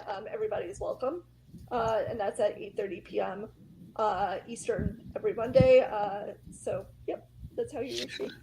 Sounds great. Before I get to Liz, I'm already jealous of you because you've got a Clubhouse account and I don't have the right phone. I've got that antique phone and I need them to get into the other kinds of phones because right now you have to have one certain kind of phone in order to join Clubhouse. And even though I've got friends like you in Clubhouse, I don't have that phone yet. So I'm stuck in the world of the non-entrance into the Clubhouse. So I need to get into the Clubhouse at some point or another. You'll be able to do it in May. That's what they're saying, is they're going to release Android in May, most likely. Cool. Well, I'm glad I'll be able to join in May, and I'll be reaching out to you, Anna, so that I can have an entrance point. Cool. Liz, share a little bit of how folks can get in touch with you. Hopefully you'll be making an appearance in Durham at some point or another. We do have some comedy that has been appearing here because there's even a couple of new comedy spots or people that are doing comedy spots. And actually, I was talking to a friend of mine that's a theater person, and he was saying he's hoping to open sometime. He hopes by maybe this year or next year a theater here in the area, but he's definitely looking at including comedy and sketch and a number of other things as well. So definitely, hopefully we can get y'all to do some great comedy here. Maybe bring a whole sketch team, because I did see that you had put in the comments that we needed to start a sketch group. Yeah, it's funny because I actually started a sketch group at Duke, which just celebrated its 20th anniversary. But yeah, my email or my contact at Twitter and Instagram is at I am Liz Simons. It's a sentence, IAMLIZSIMONS. And then my website is lizsimons.com. Thank you.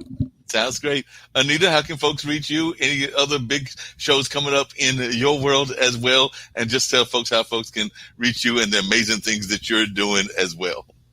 Thanks. Yeah. Actually, AnitaHollander.com is my website. And I'm Anita Hollander it's pretty boring, on everything, Facebook, Instagram, and Twitter. Just look for Anita Hollander and you'll probably find me. On Facebook, there is a Dutch person named Anita Hollander too. So if you start seeing like tulips and wooden shoes, you'll know you're in the wrong one. But I'm the New York City one. But I happen to like her. She's amazing. But anyway, and coming up just after the Disability Film Challenge ends its awareness week, roundabout Reverb Festival, play festival starts. And that'll be April 8th. Roundabout Theater. Just Google Roundabout Theater Reverb, Reverb, and you'll see. I really am proud of this 5-minute play. It's about 2 women. I play both the women, and I shot the thing myself. A 95-year-old woman who is isolated in an American nursing home during COVID, and a woman, a survivor of the Holocaust, the Nazi T4 hospital program, where it was not so good for people with disabilities. And so it's 1940 and 2020 meet in the same 5 minutes. And there's music in it. The song was written by me and my 95-year-old aunt who passed away in August in a nursing home, isolated, but we sang every Sunday. So I'm very excited and proud of this 5-minute play that Roundabout has been greatly supportive about. But there's other plays as well on that program, but I'm just really excited about it. And the positive thing I wanted to say that COVID in many ways was actually better for performers with disabilities because of what Shashi was talking about, and Anna too. I accomplished so much. I had to make a list because I did concerts. I had my children's choir online. I taught private lessons.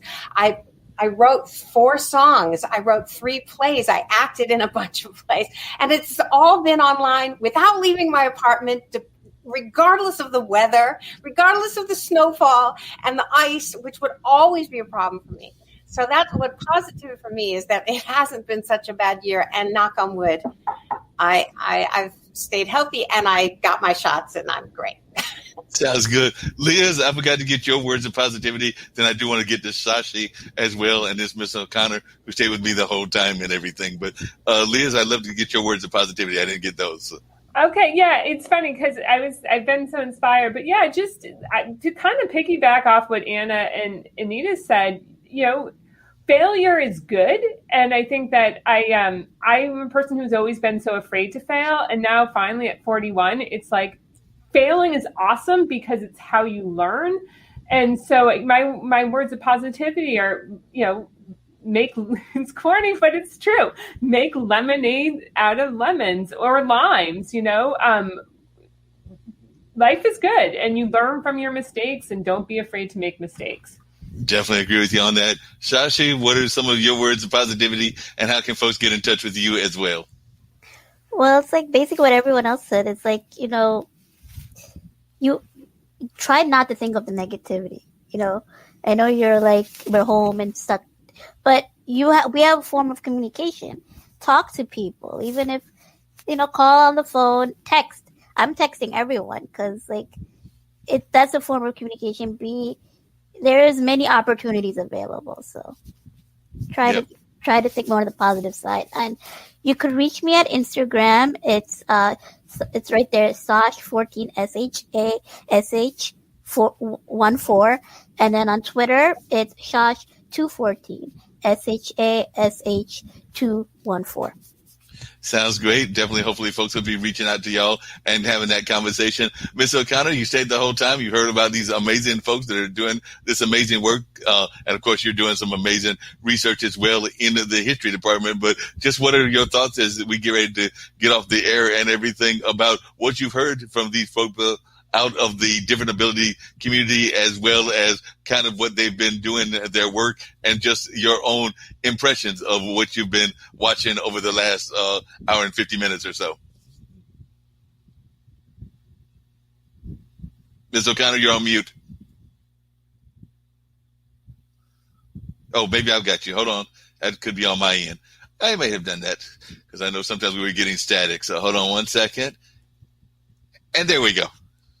Yes, I want to thank you, Mark, for allowing me to look in and really see the genuine excitement and fun that everyone here had in, making this video.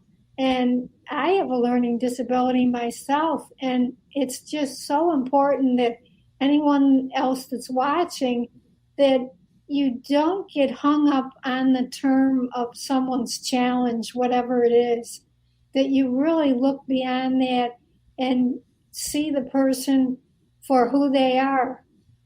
And that's my positive word is there. Don't get hung up.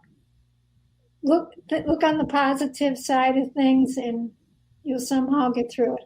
Yeah, we definitely agree. For those that are watching that might have not seen the first part and not seen the back end and everything, and just so that the rest of the guests can know as well, if you want to share a little bit about your own disability, this is an opportunity for you to do that as well. So, Ms. O'Connor, if you want to share a little bit about what your disability is. Yes, I have a learning disability, and I'm partly dyslexic. And when I went through school back in the 50s, you know how kids in grade school can be particularly mean. They were always laughing at me, and even the teachers were really making some comments of how lazy I was and how dumb I was. So it wasn't the most pleasant time. But in a way, that motivated me because I knew personally that I wasn't stupid, even though I was actually being told. So again, you have to, as Sashi was just saying, don't look at the negative. Somehow you got to keep positive. And that's what I did because it was my Irish anger, I think. The more they would give me these derogatory comments that I wasn't stupid, so that in a sense helped me move on. Yeah, definitely. Well, I want to thank all of you, including Liz Pritchard, who I know had to bounce off, for being some truly amazing guests. Like I said, y'all are always great guests. And of course, Anna, anytime you want to bring the gang with you to come and talk about things here on the international broadcast media, you are always welcome to come back and bring folks. The same with you, Miss O'Connor. We always love to have people come back on that have been truly amazing guests and all of that. So hopefully we'll see you back here in the near future. And if you've got any projects that are going on of any sort, don't hesitate to share them with me and with our other audiences as well, because we do have a number of shows and are always doing amazing things here as well. So definitely do know that you're always welcome to come back and to share your stories. So definitely hoping to see all of you back at some point or another. And that includes, hopefully Liz will come back and do a show back in Durham, and maybe we'll see, or I can actually get up to New York. I know that that's on my list of places to get to at some time or another, because I've always had a good time the few times that I've been to New York, but I want to get back to New York, Miami, and a number of other places, including some that I haven't been out to, like Los Angeles. So I've got a whole list of places that I need to travel to, but I want to make sure that we're safe before I start making those treks and everything. But definitely that's on my list of hopefully things happening, if not in 2021, in 2022. And like everybody said, I've been doing the MCing and a lot of outside festivals. And of course, that didn't happen last year because they were all pretty much all virtual, and it definitely is set in that direction so far this year as well. So as one that loves to do those outside festivals and have that outside interaction, I'm looking forward to when we can get back to doing that. But I also want to make sure that we do it in the correct way and that we're doing all the things that we need to do to make sure that we're doing it in a safe environment and all of that. So definitely I'm hoping that folks are going to continue doing what they're supposed to do, and they will continue moving in that direction. But until we do that, I'll just continue doing my hybrid events, because I know that I'm the judge of a second film festival this year, because I did Nevermore, which was fantasy movies and horror movies. And now I'm actually judging an LGBT community festival as well, film festival, even though I actually come out of the heterosexual community, but they wanted judges of all sorts. So it came to something that Liz was talking about earlier, which is just addressing all of our communities and sharing our shared experiences. So I'm glad to be a judge of Out South, which is at the Carolina Theater and used to have another name back in the day and everything. But I'm glad to be a judge of that and looking forward to that, and also looking forward to us doing a big fundraiser in May. So we're going to have on May 26th our big fundraiser, and I'm already out there recruiting musicians and others to do a performance. So Liz, since you know the Carolina Theater, I may be talking to you about doing a comedy sketch of 5 minutes or so to show your support of the comedy and of the Carolina Theater. That just popped into my head. Cool. So we'll make that happen and everything. So I will definitely reach out to you about making that happen as well. So on that note, I'm ready to get out of here. As I've told Liz and Anna before, Monday is my crazy day where I don't do not one, not two, but I do 3 podcasts, and I did a pre-record. So technically it's 4 podcasts on today. So I've got to get ready to do my audio one right now, and that's the one that I do with my good friend Dean Geronimo, real name J.W. Piercy, and we're going to have a conversation about what's going on in the world, maybe a little bit about sports and all of that, and then after that, I'm going to go crash because I would have done about close to 8 hours of various podcasts and various kinds of work. But I do want to thank all of y'all for being my guests, and I look forward to having y'all back on in the near future. Thank you. Thank you so much.